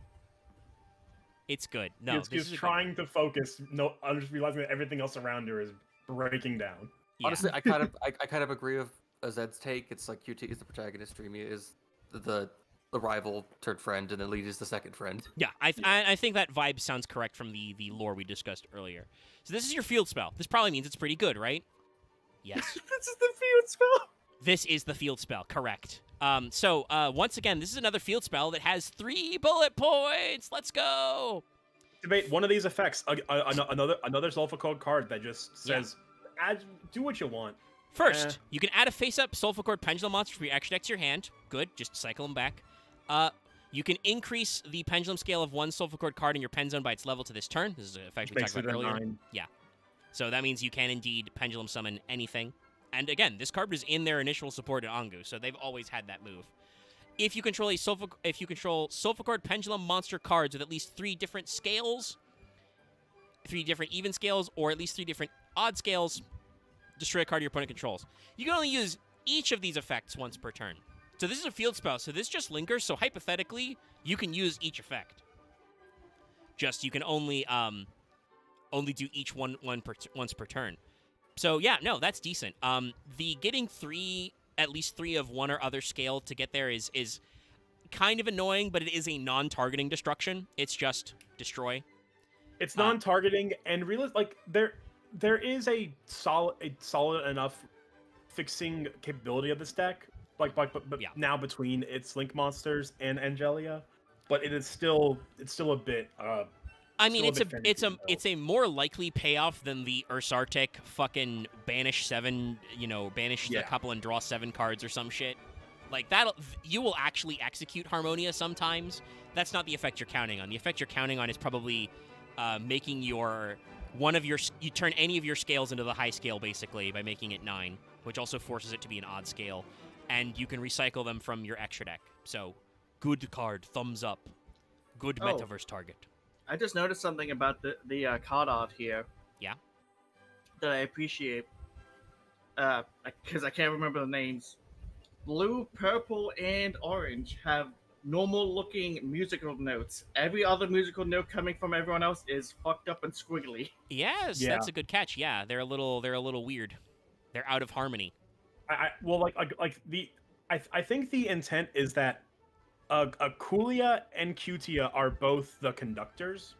So the idea of Kulia becoming the new Grand Sulfur is like, okay, well, I guess if they want to add more support, they could do an aged up Cutia or a Cutia, you could do a Cutia too. Older Cutia as like the new boss. I also mentioned this in our Discord.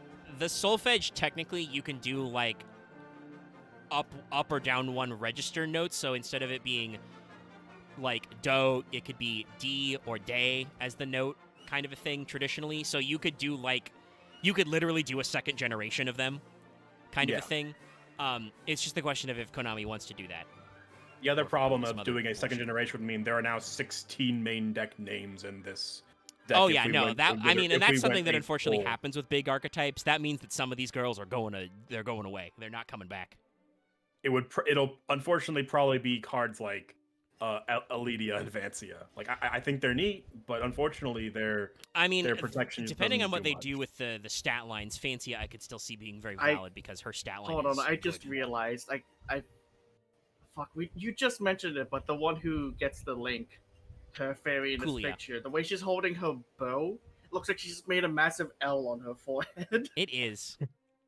Also, yes, each of the individual fairies has a different instrument, but also they all have conductor's batons. So let's grab our next one.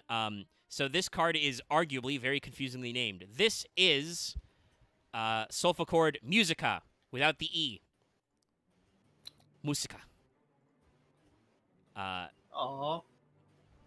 So yeah, this was the card that in the art they explained what happens. Basically, the angel, the regularly proportioned human-looking woman, is the conductor who conducts their fairy, who has an instrument. So this is Kulia conducts Kulia.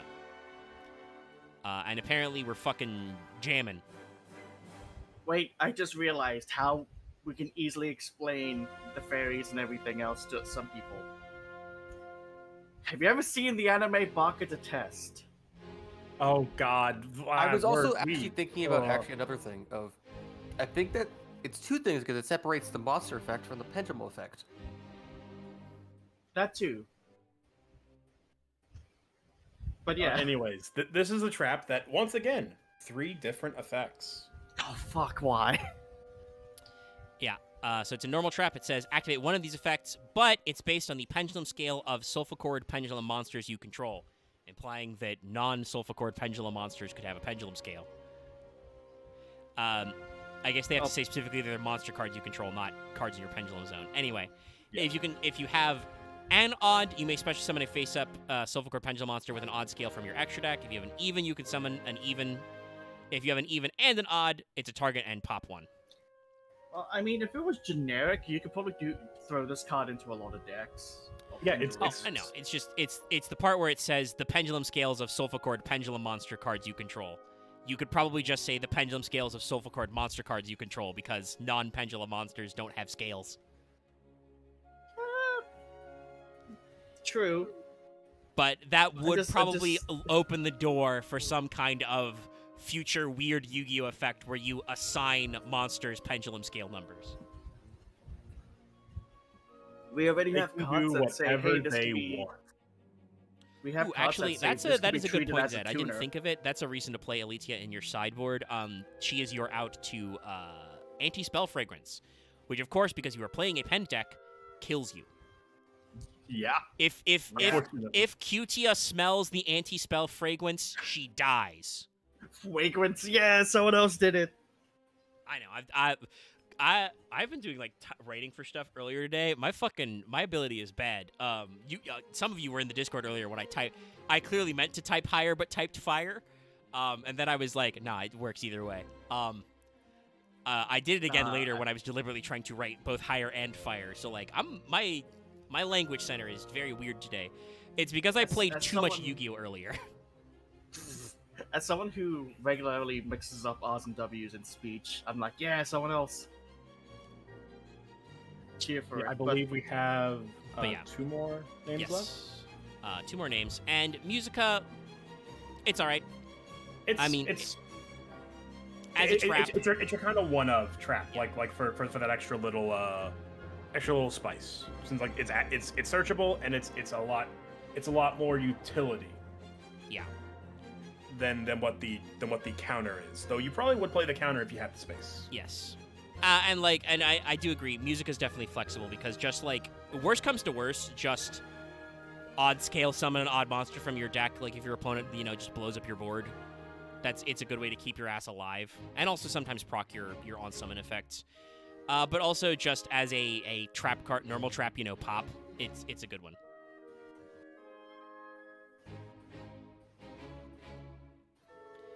But it probably depends on... The ratios probably depend on how much of the other shit you're playing. Like I showed your line earlier. Zed may not be playing with quite all the Duelist Alliance, tech scale and stuff you did. To give you more room for in-archetype traps. Yeah.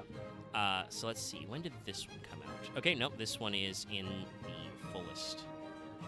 So our next is Sulfur Scale. Hey, once again, even though you definitely couldn't see it... the side of Kulia was not covered up to suggest that possibly you could see her boob from the side, so they pulled her shirt up. Anyway, Sulfur Scale. Kulia and Cutia are learning stuff. We're jamming. And apply any of the following effects in sequence based on the number of Sulfur Pendulum monster cards you control with different names. Team attack card. 3+. Return 1 card from your Pendulum Zone to the hand, and if you do, place 1 face-up Sulfur Pendulum monster from your extra deck in your Pendulum Zone. 5+. Special summon 1 Sulfur Pendulum monster from your hand. Now here's the part where I get lost. 7+. Destroy all face-up cards your opponent controls. Yeah, so, I mean, technically, pendulums are weird, and this is actually, there are issues, between how the TCG and OCG rules things. I should point this out. This has come up recently with, transaction rollback. Some, in the TCG, you technically can't use rollback to activate EEV, for instance, because of rulings. Zed, I think your scales I have count? to assume this card checks scales as well, even though it doesn't outright say. Because otherwise, how the fuck do you... Because I think it should work that way, because a Sulfur Pendulum scale is still a monster, right? It's still a pendulum Okay, monster. it does check scales. It had to, like, I read this card, I'm like, this has to, but we never got because this to came out link, before they even so got the I could link. actually activate it, so I did not know. Oh, it looks. If this color makes it look like they've just put Cutie as fairy in like a bubble. She's like, "What am I doing in here?" Well, that's what I Yeah, was gonna say earlier. I think this is actually like Kulia summons forth Cutia's fairy, and that's why the fairy is just like, I exist. This Acutius fairy has been born and is dealing with the existential crisis. the existential crisis of being alive. The musical notes to the right have facial expressions. Look at that very angry one. Yeah. Well, no, this is great. The art design of this archetype is unassailable. It's good. I know people will be like generic anime waifu, like no. There's way more sense in that. But yeah, this is your. We talk about it so many times with these deck build packs. This is your like one of big swing, blow out your opponent's back card that you get to activate like once every tournament. Yeah, you're like in the one game where you get it resolved, all effects you card, you're gonna slap it down. Your opponent's gonna go like, damn. Yeah, I just got slapped by Sulfur Cord. You execute your, you like basically instantly get to hot swap one of your pen zones. You can summon a Sulfur Cord Pendulum monster, possibly the one you just put back in your hand. And then if you get the 7+, your opponent's board is just blown up. You just drop a rock on your opponent's board and say, I win. So I just want to say, because honestly, you mentioned... If you're doing this going second or third, right, like, obviously, because your opponent has to have a board for it to matter, that might be the game. Like, if you control 7 Sulfur Cords, that probably means you've got all 5 monster zones filled up. These girls are weenies. They're not that weenie. Yeah, if you have 5 2/6 monsters on the board, because you managed to do a full combo by getting the God Hand, you're probably gonna have a Cutia. You're gonna have probably a Kulia or a Musica. Yeah. Like there's a lot of attack modulation going on.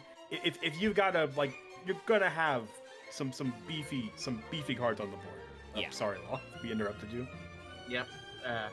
But just because Omega mentioned it, like this is, some people would complain, generic cute girl archetype. It's actually very easy to kind of just fuck that up and make a very bland looking archetype. At least this one looks like they've put in the effort to look good. Yeah, that's the thing we mentioned earlier, where it's like, yeah, they're just cute anime girls, but by I can show you one of these cards and you can easily, like, even if the names escape you, you can easily point out that each card is drastically different from each other in design concept. Oh my god, I just now realized Cutia's fucking fairy has a harmonica. I've never seen what that is her. Yeah, it's kind of blocky. That's her things. I've never seen it properly before. Yeah, this is Sulfur Cord Symphony. It's the sequel to the field spell. It's actually the sequel to Sulfur Cord Scale. Cause guess what, guys? Well, yes, art-wise, I think it's intended to be like the next version of Harmonia, because this also came out in Syak the same time we got the Link Kulia, so it seems like this is like Kulia got promoted, so Cutia can now like take her place. And she has now taken a bite out of her donut. She's realized that the donut on her baton is real. Actually, no, she had a bite or donut of the first card. And it's a bigger bite. The next time she appears, they make a Link monster. The donut's just half gone. But this is a quick play spell. Yeah. Apply these effects in sequence, based on the number of face-up Sulfur Cord Pendulum monster with different names in your extra deck. Okay. 3+. Sulfur Cord Pendulum monsters you control gain attack equal to their own pendulum skill times 300 this turn. So already a way bigger modulation than Cutia that will actually swing you the game. Yeah. 5+. You can destroy one card your opponent controls. Then if you have an odd pendulum scale in your pendulum zone, draw a card. And 7+. You can special summon one Grand Sulfur Cord monster from your extra deck. So specifically your links, because they're the only grands. Yeah. This is another, I think, good attempt to like get the feel for scale and have it be a little spicier because, like, this is a card that rewards you not necessarily for having a shitload of monsters on the field, but for just playing through your combo and stacking your extra deck very high. Yeah. So that can easily turn it into, like, again, your little weenie Sulfa Chords get very big with Pendulum Scale times 300, you know.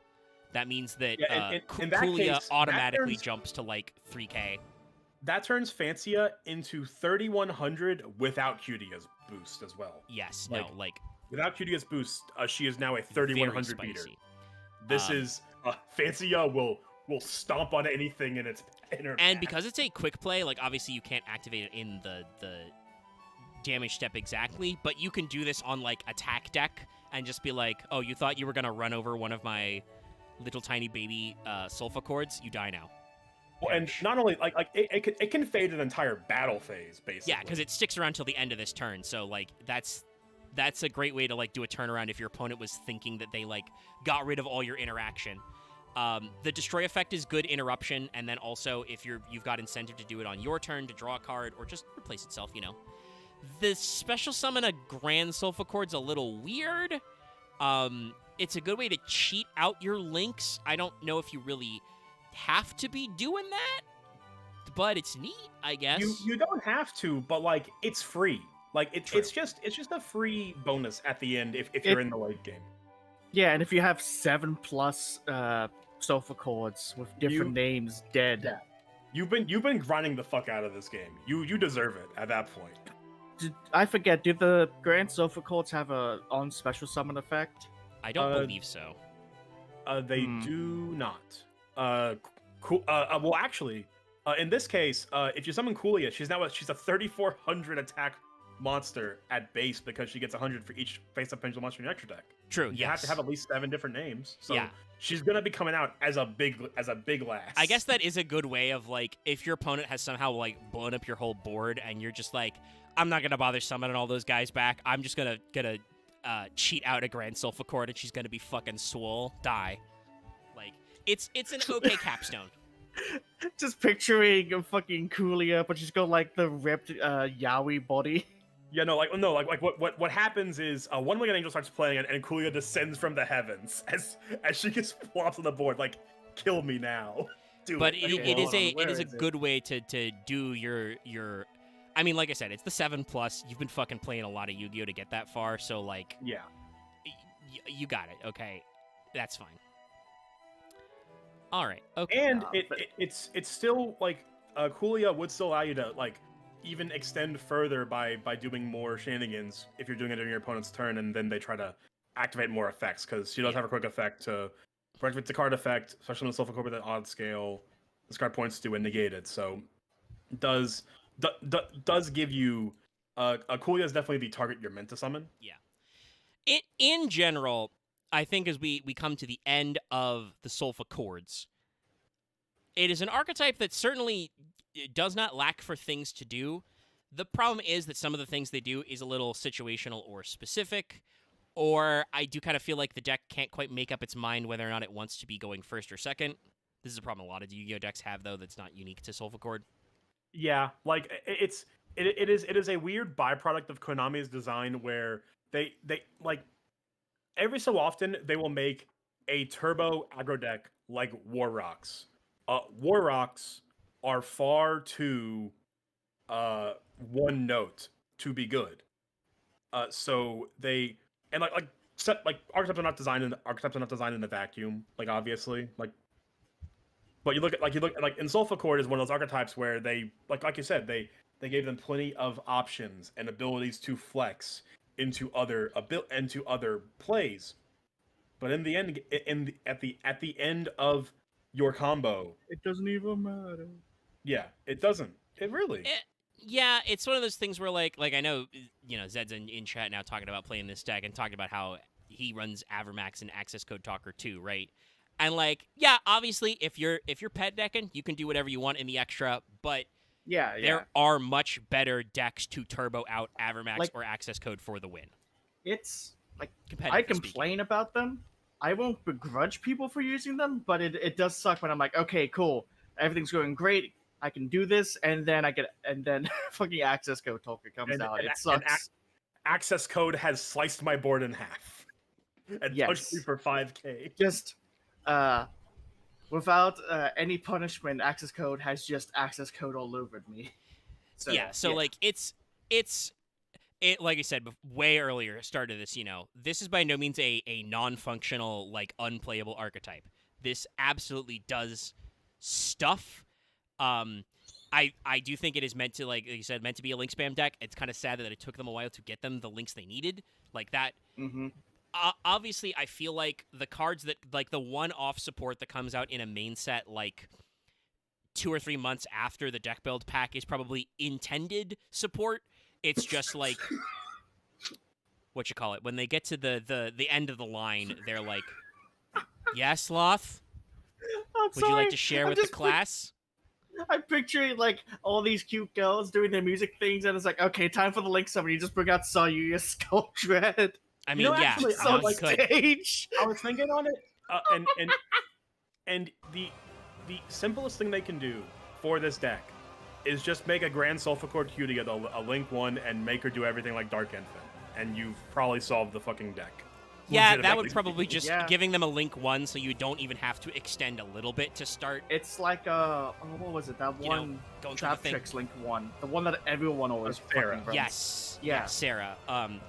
There is space, and hey, you can make it very easily. Just say it can only be played with like a level 4 or lower Sulfur monster. There you go. Yeah, exactly. You've archetype Easily, locked it. like a level 4 lower Sulfur monster. Oh no, and I or should say if- this, Zed. If you say you play this as a link spam deck, I think you're playing it correctly. There's very little incentive to play other extra deck types because they don't have a fusion spell, and there's no like super good generic fairy fusions to go into. I mean, you could play Invoked, but And we're not past many normal good- summon Alistair. Not many good fusion monsters you can make with this either. Yeah, no. Synchro is like, it's a little awkward because they've all got different levels, so that means your math is all over the place. I mean, you can play the Herald package we talked about, but even then, Miss Pepper's only playing like the 2 best Synchro monsters ever. The funniest fusion type thing I can see with this deck is Shaddoll Sulfur because they are a wide range of elements. Yeah, that So- would be the weird one. Like Shaddoll / Invoke Sulfur is probably not. I was a about to say bad invoked. idea. Yeah, but I already made that joke. I said I think we're past normal summon Alistair. Because, like, that, unfortunately, normal summon Alistair hasn't been good in a long time. Then again, I've already done the bit of throwing in invoked into fucking like Fortune Ladies, another cute girl fairy Oh, we're archetype. talking about these now. Yeah, so Oh. let's speed run. Oh wait, this is a real card? Yes, this is I thought this Ashen. was a joke. No, this boy's real. Let me take the text off the top. The astutely eared among you may have noticed I switched to Dark Souls music. So let's talk about Ashen really quick because this is the brand new world premiere archetype. Everybody saw them get teased like at the start of this week, or I think late last week technically, and we're like, oh shit, it's an archetype inspired by Dark Souls. It'll be the greatest thing ever.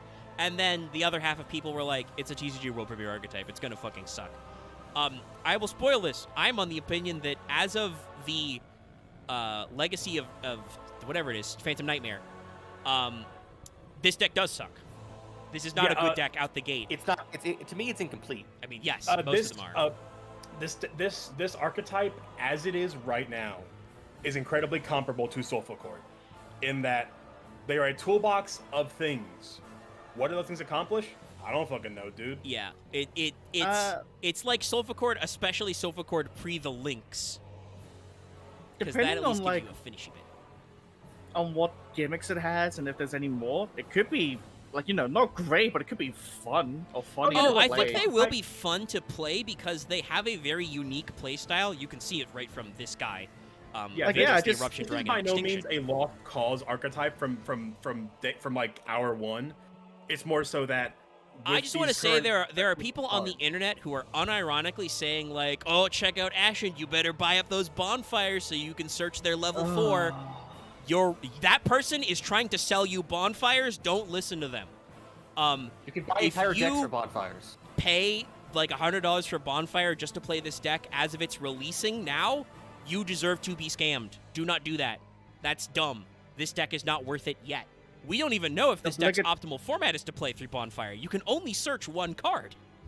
Obligatory, way too much over the top, but that guy should be burned in a bonfire. Fuck him. Like, this archetype is not worth that hype yet.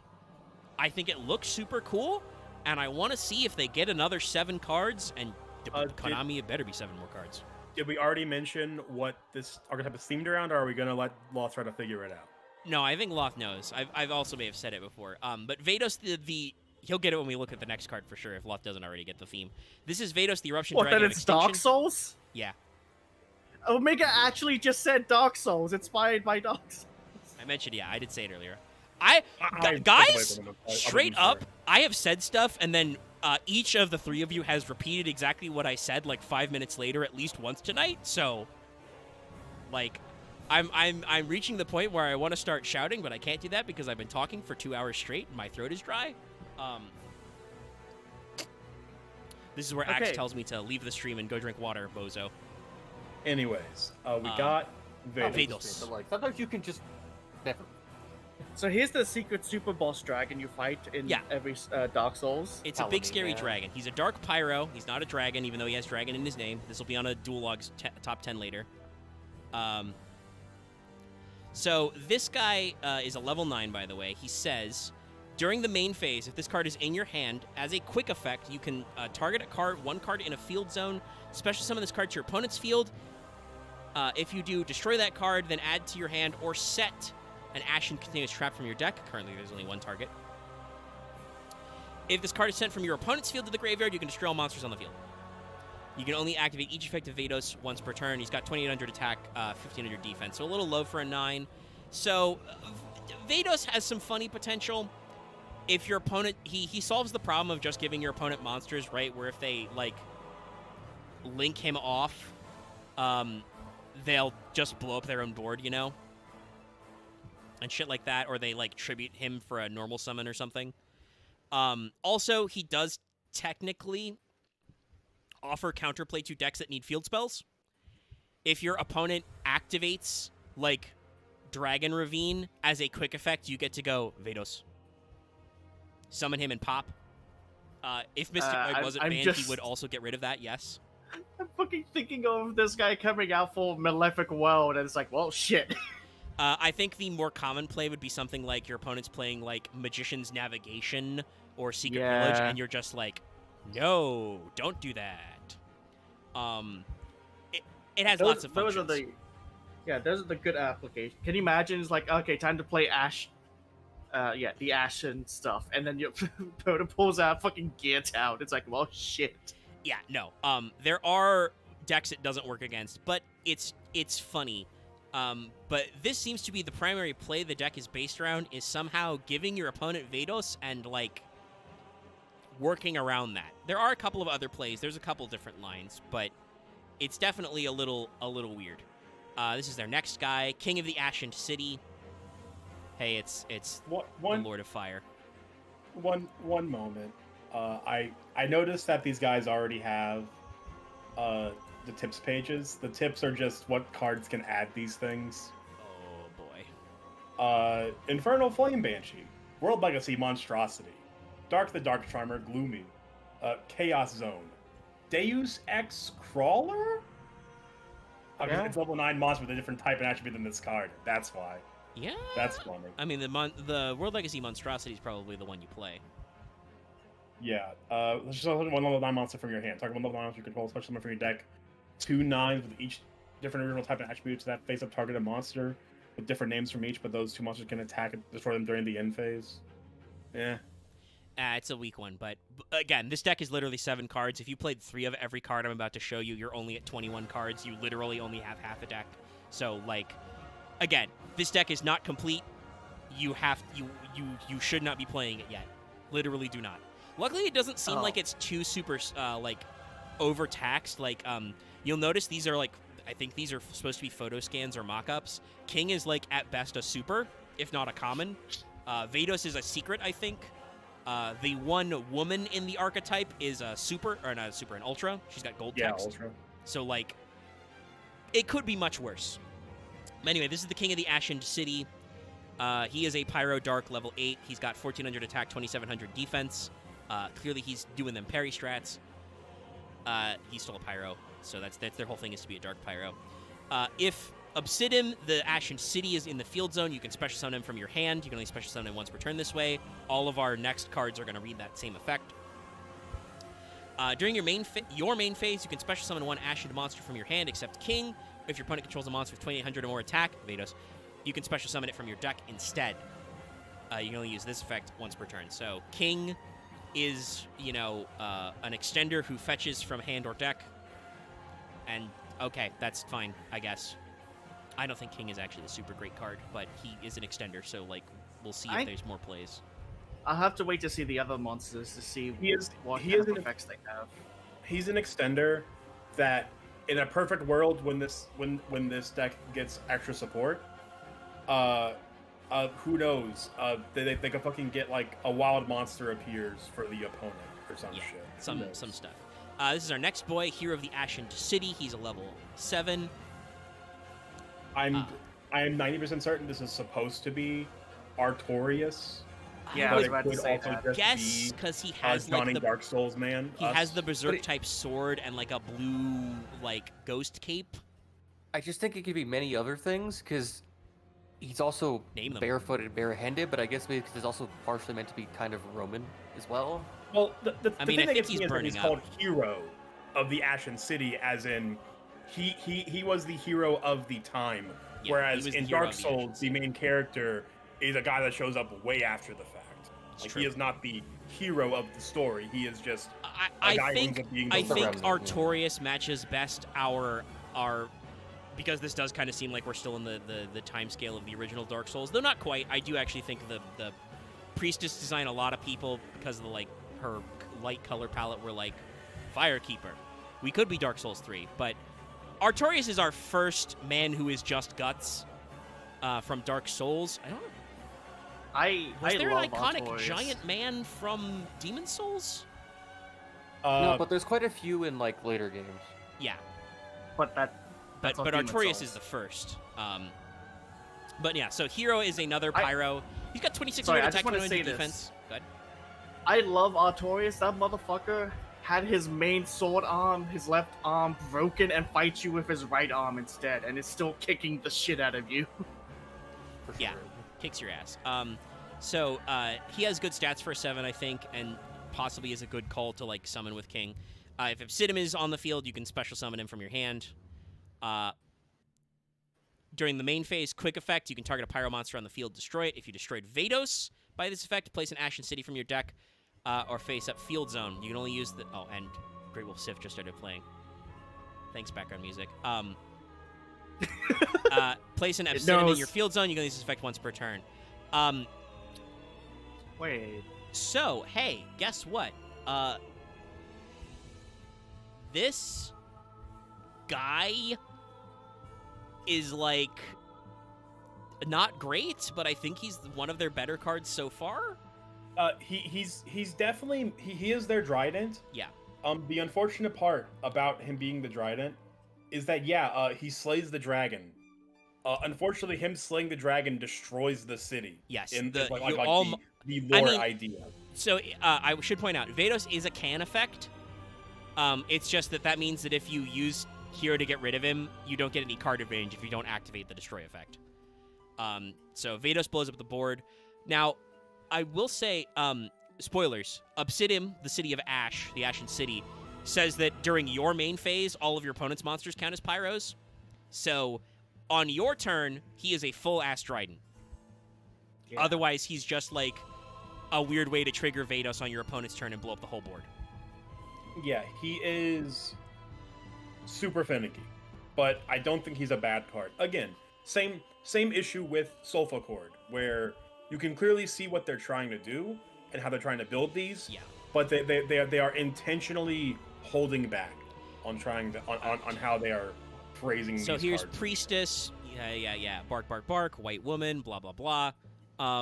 It's just, you're level 4. Specifically, makes you think of a mix of between the Lady in Black and then the Dark Souls 3 as the Firekeeper. Yeah, she's got the eye mask like the Firekeeper. To go with the bark, bark, bark, I do love the way her dress clings to her body. Yeah, Yo, it's very and like lacy. the kind of little pieces of obsidian. Yeah, the I little, assume is little the idea fiery there. bits, yeah. They worship the volcano, it seems. Something like that, Anyone it else seems like. feel like this is like this is Dark Souls inspired, but it also has like a weird Pompeii vibe? Yeah, No, that- that's that was definitely what I mentioned the earlier. when we Dark see of the show the City. city later. Yes, they are definitely like. Basically, this is like what if Elden Ring was Roman themed instead of being vaguely Nordic. Like I just scrolled up and in the Trad Games channel, and I can see like the trap Yeah. card, and those motherfuckers looking very Yeah, Yeah, I Roman- literally pointed this Roman out. I grabbed the art centurion. of the Ashen guy. I'm like, it's the Black Knights or Silver Knights, but they're Romans. So yeah, Priestess is, I think, considering that this deck has no extra deck types, I think her stats are bad for a 4. She's 12, 13. yeah. Yeah, it's not great. She gets the free special like all of them. If she's normal or special, you can add an Ashen card. So arguably, yes, this is your starter, so this is a valid target for Bonfire because she is a level 4 Pyro. There needs You to need be much better better Ashen Ashen cards. cards. Yeah, I'm about to say there might need to be much better Ashen cards to search. Like she will definitely be your bonfire target Yes, because she will be your bonfire target to get to play your starter to then search your other shit. But right now, what are you searching? Yeah, Like- this like, card that's- being on normal or special search and Ashened, that's a thumbs up. Problem. Yeah, very good. Hey, you know who's Very not good. an Ashened? Vados. He's not Yes. searchable in this archetype. So like, it's an odd one, I would say. She is obviously your Stratos, but They should have had Vados have in his text. This card counts as an Ashen card. I think I know why he doesn't do that. But yeah, Priestess Maybe is your search her directly, your yeah. Stratos, but unlike Stratos, her her stats suck. Well, so this is their field it does spell. make sense. Like she is the fire. Like she's the leveler. She is not. Yeah. Like she is not the one doing the fighting, but still unfortunate. That Bear, said, seek lest. no, Vados is not anti-support. The one of the goals of this deck is to give your opponent Vados. That's It's very weird clearly now. Like what's this going deck on. is very much like it's a quest. It's He's kind a of kaiju you set on your opponent's field yeah. to kill. This archetype is kind of like Subterror, but you actually gave your opponent the Subterrors to kill with the warriors, kind of a thing. Yeah, As opposed to just you set them face down so you get your effects. the aesthetic in mind, like the mechanic matching aesthetic. I'm playing Dark Souls. My deck is going to summon the boss monster on your field for me to kill and dodge roll. Sorry, I just looked over a chat. That is a great name, the Fume Knight of Chivalry. Yes. That was pretty good. So, this is their field spell. This is Obsidian, the Ashen It's City. Pompeii. Yeah, Oh. very Pompeii looking. With the Look at that. volcano in the background. Look at that, flames and also the weird dark burning. Yeah, they got fires the as abyss well. shit as well. No, it's perfect. I'm fairly certain there are maps like this somewhere in the FromSoft universe. You know. Yeah, in a place called Kaled. So Kinda. I meant more the fire and the ash.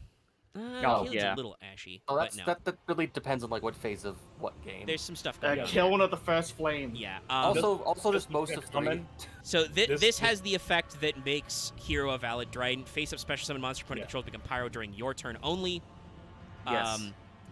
You can only use one of the following effects of Obsidian once per turn. During your end phase, target an Obsidian in your graveyard, put it in the bottom of your deck, draw a card.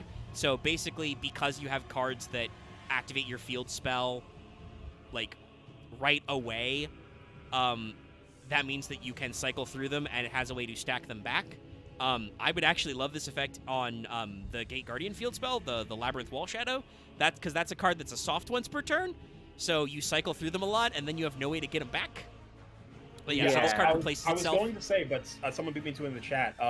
The reason people lived near volcanoes in ancient times is that, while yes, volcanic ash is Ash makes deadly, like the soil around volcanoes is incredibly fertile thanks to just like the natural And phenomenon that happens around guess volcanoes. what? So, Ash is Before good for, like, aerial the- travel, It's really hard to tell Thank a you, Civ volcano. 6.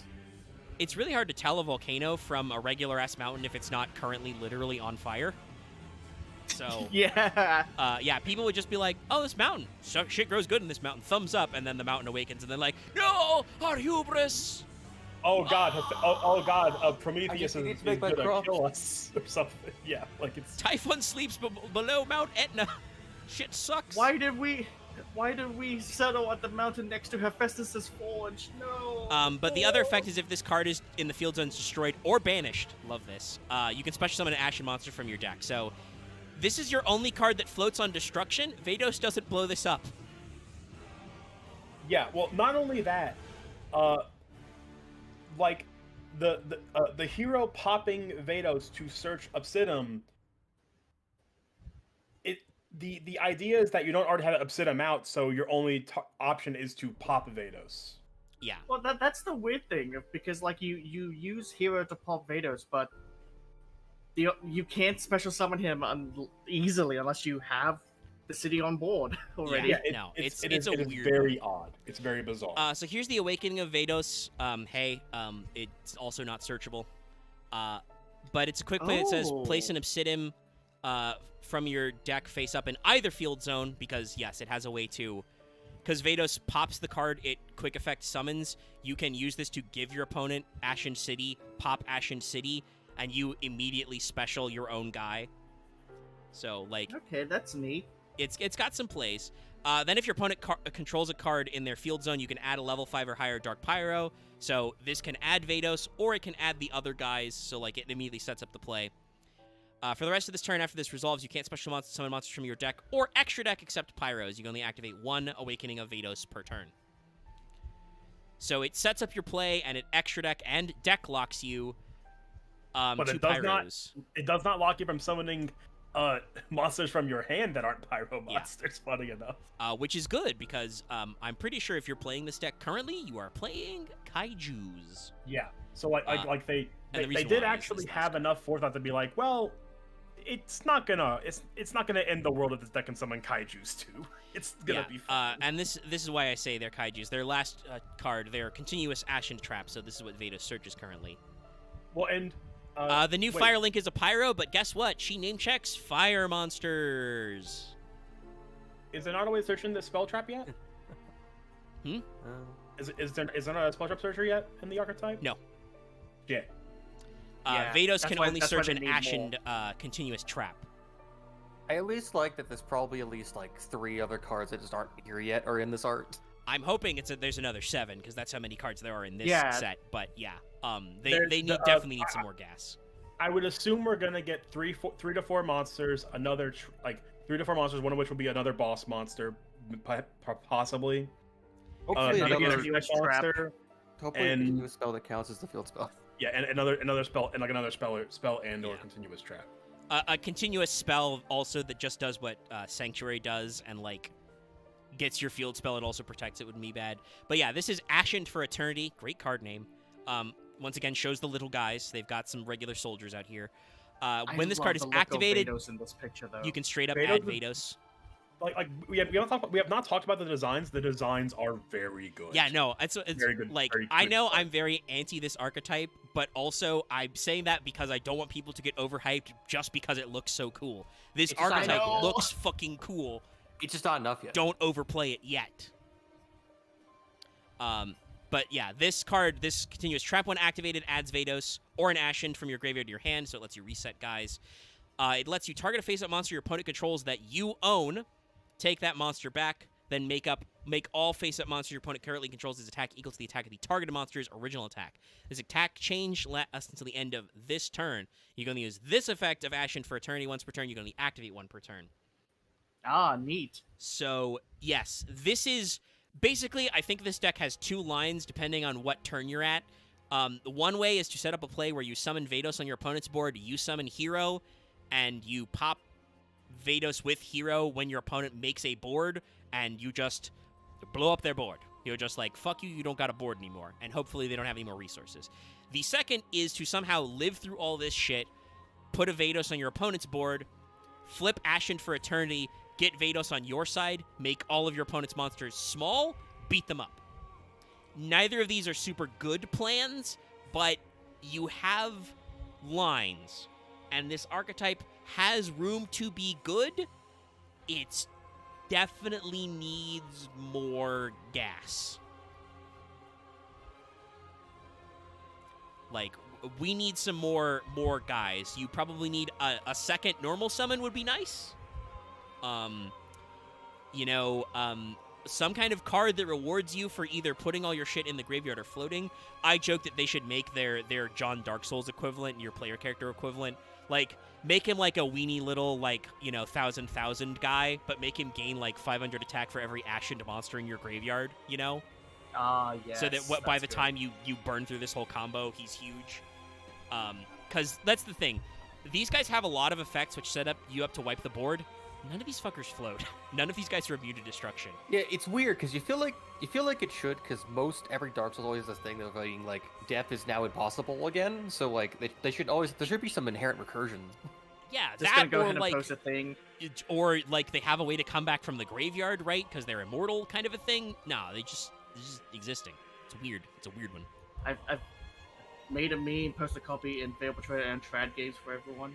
Yes, I like this. No, your Vados, our Vados. But yeah, so like this news sorry. is brand new. I think this archetype, like I said, visually is very cool, and this is, I think, our first ever archetype that's straight up Dark Pyro.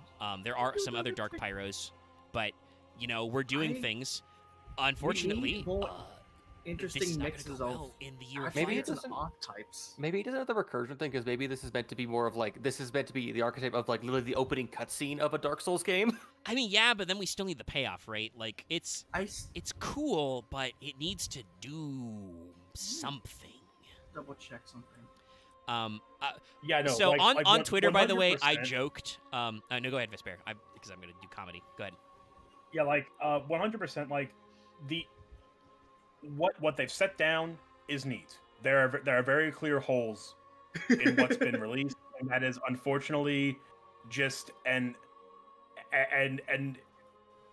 necessary evil of sorts of how Konami TCG's release windows work. They are only given so many slots to put in TCG exclusive cards.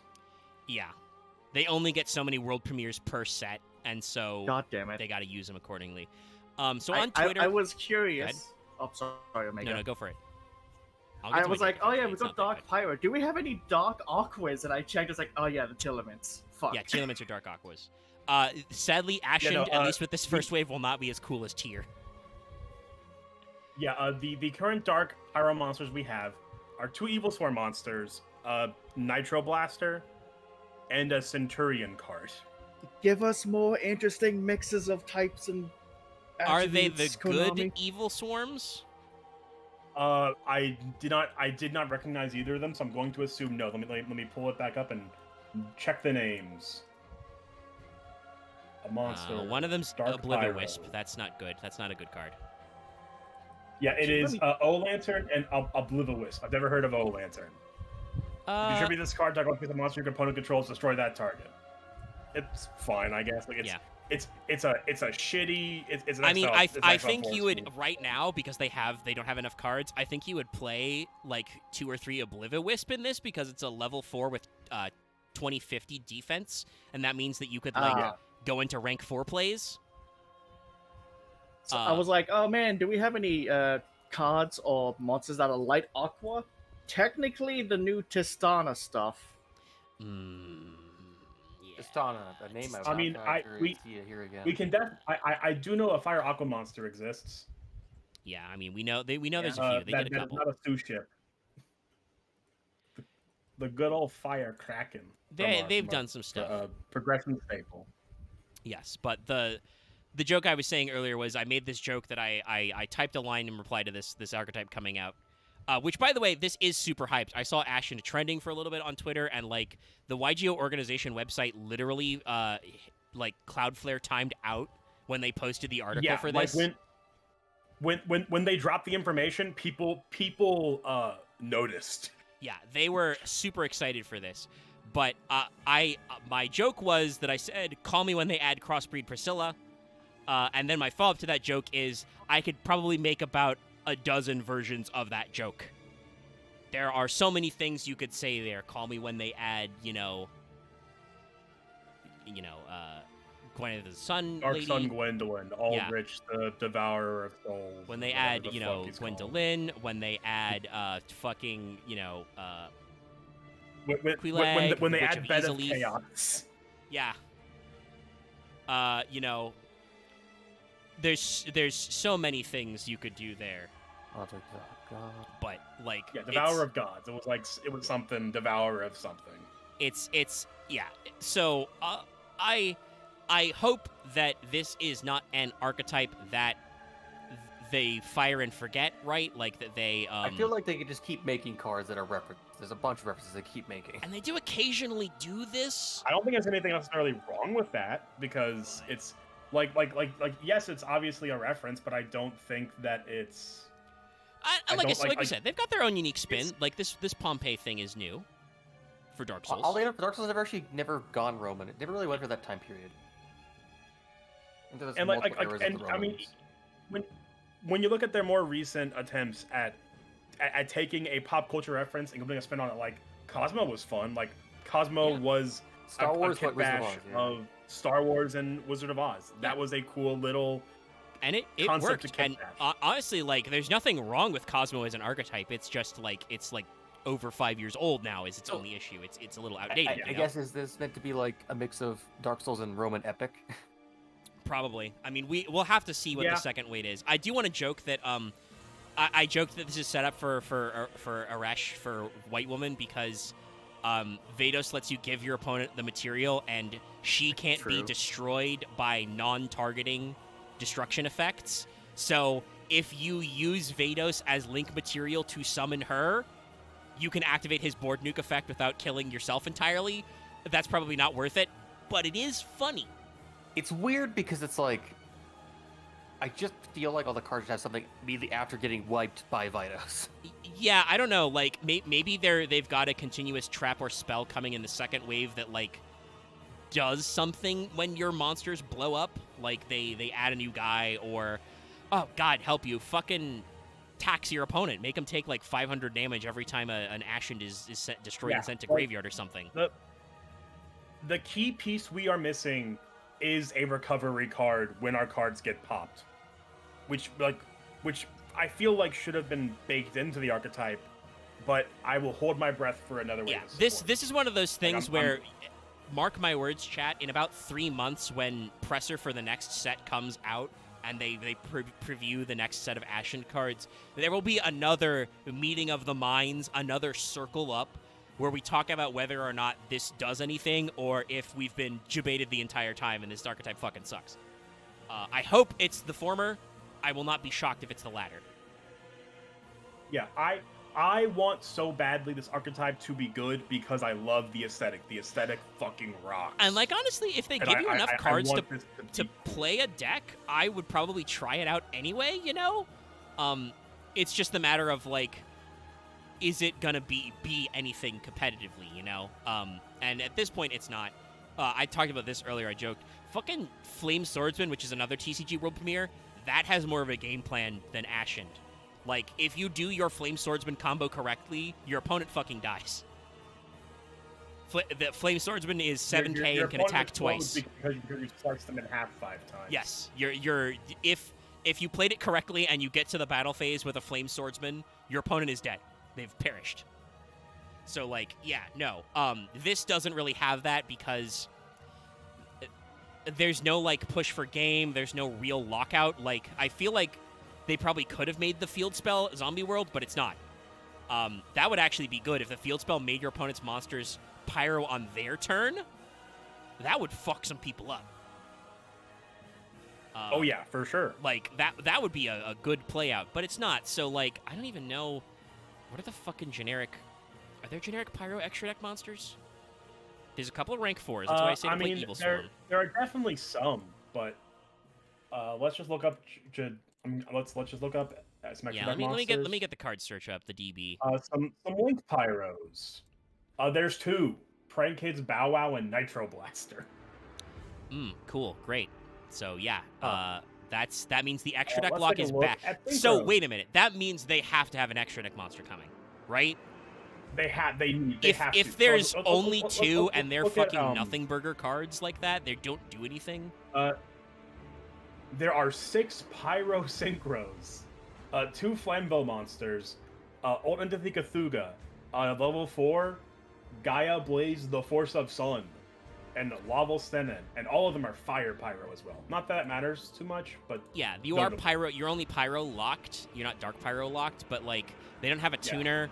I mean, you can probably play like some tuners in here because the pyro Gaia Synchro is actually pretty good, and like because you have the space anyway, you can looking run at the Miracle Synchro Pyro Fusion. Fusions. Yeah, Pyro Fusions, we have 9 names.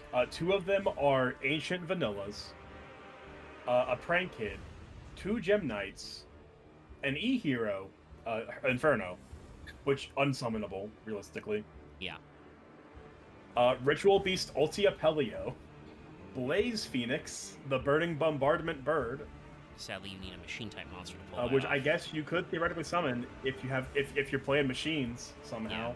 Honestly, do you think they designed some of these cards because they saw And, that the Pyros were coming out? And Gaia Prominence the Fierce Force, a card that, funnily enough, requires Gaia Blaze the Force of Sun as material. Yeah, so definitely the Gaia Blaze works. There's, Infernal Flame Banshee and Infernal Flame Vixen, which do some stuff in the Xyz. You could play Burner Yeah. Visor. Got Asphaltris. Like, there is, as X said, there is more Pyro stuff coming, but the problem is that it's not because of fitting. It's not out yet. is Shout the out thing. to the one monster, like the second Pyro extra deck monster that is not fire, Digusto Phoenix. Yeah, he's a Wind Pyro. Sadly, unplayable in And this deck I 'cause they believe don't that have only any, makes like, 2 tools. extra deck monsters that are Pyro but not fire. Yeah, so like it's All of the others are fire. Pyro. we're in a sad place where like this archetype has the gas, but they need to be lickety split with that second blob. But we've been talking Yu-Gi-Oh for almost Wow. 3 hours. We should probably get on out of Just here. one note that I just noticed. Go for it. There's apparently no Pyro Pendulum monsters, which is bizarre to me. Yeah, I'm kind of surprised that's never been a thing yet. But so we hope you enjoyed this trip down multiple memory lanes. Next week we'll be talking about Amazon S because that won the poll. 2 weeks from now we'll go back to Ancient Guardians to talk about another archetype that people thought was going to be really cool, and I literally tried to make good when it came out. Ogdoadic. I like them. It's I mean, they're neat. It's just they don't.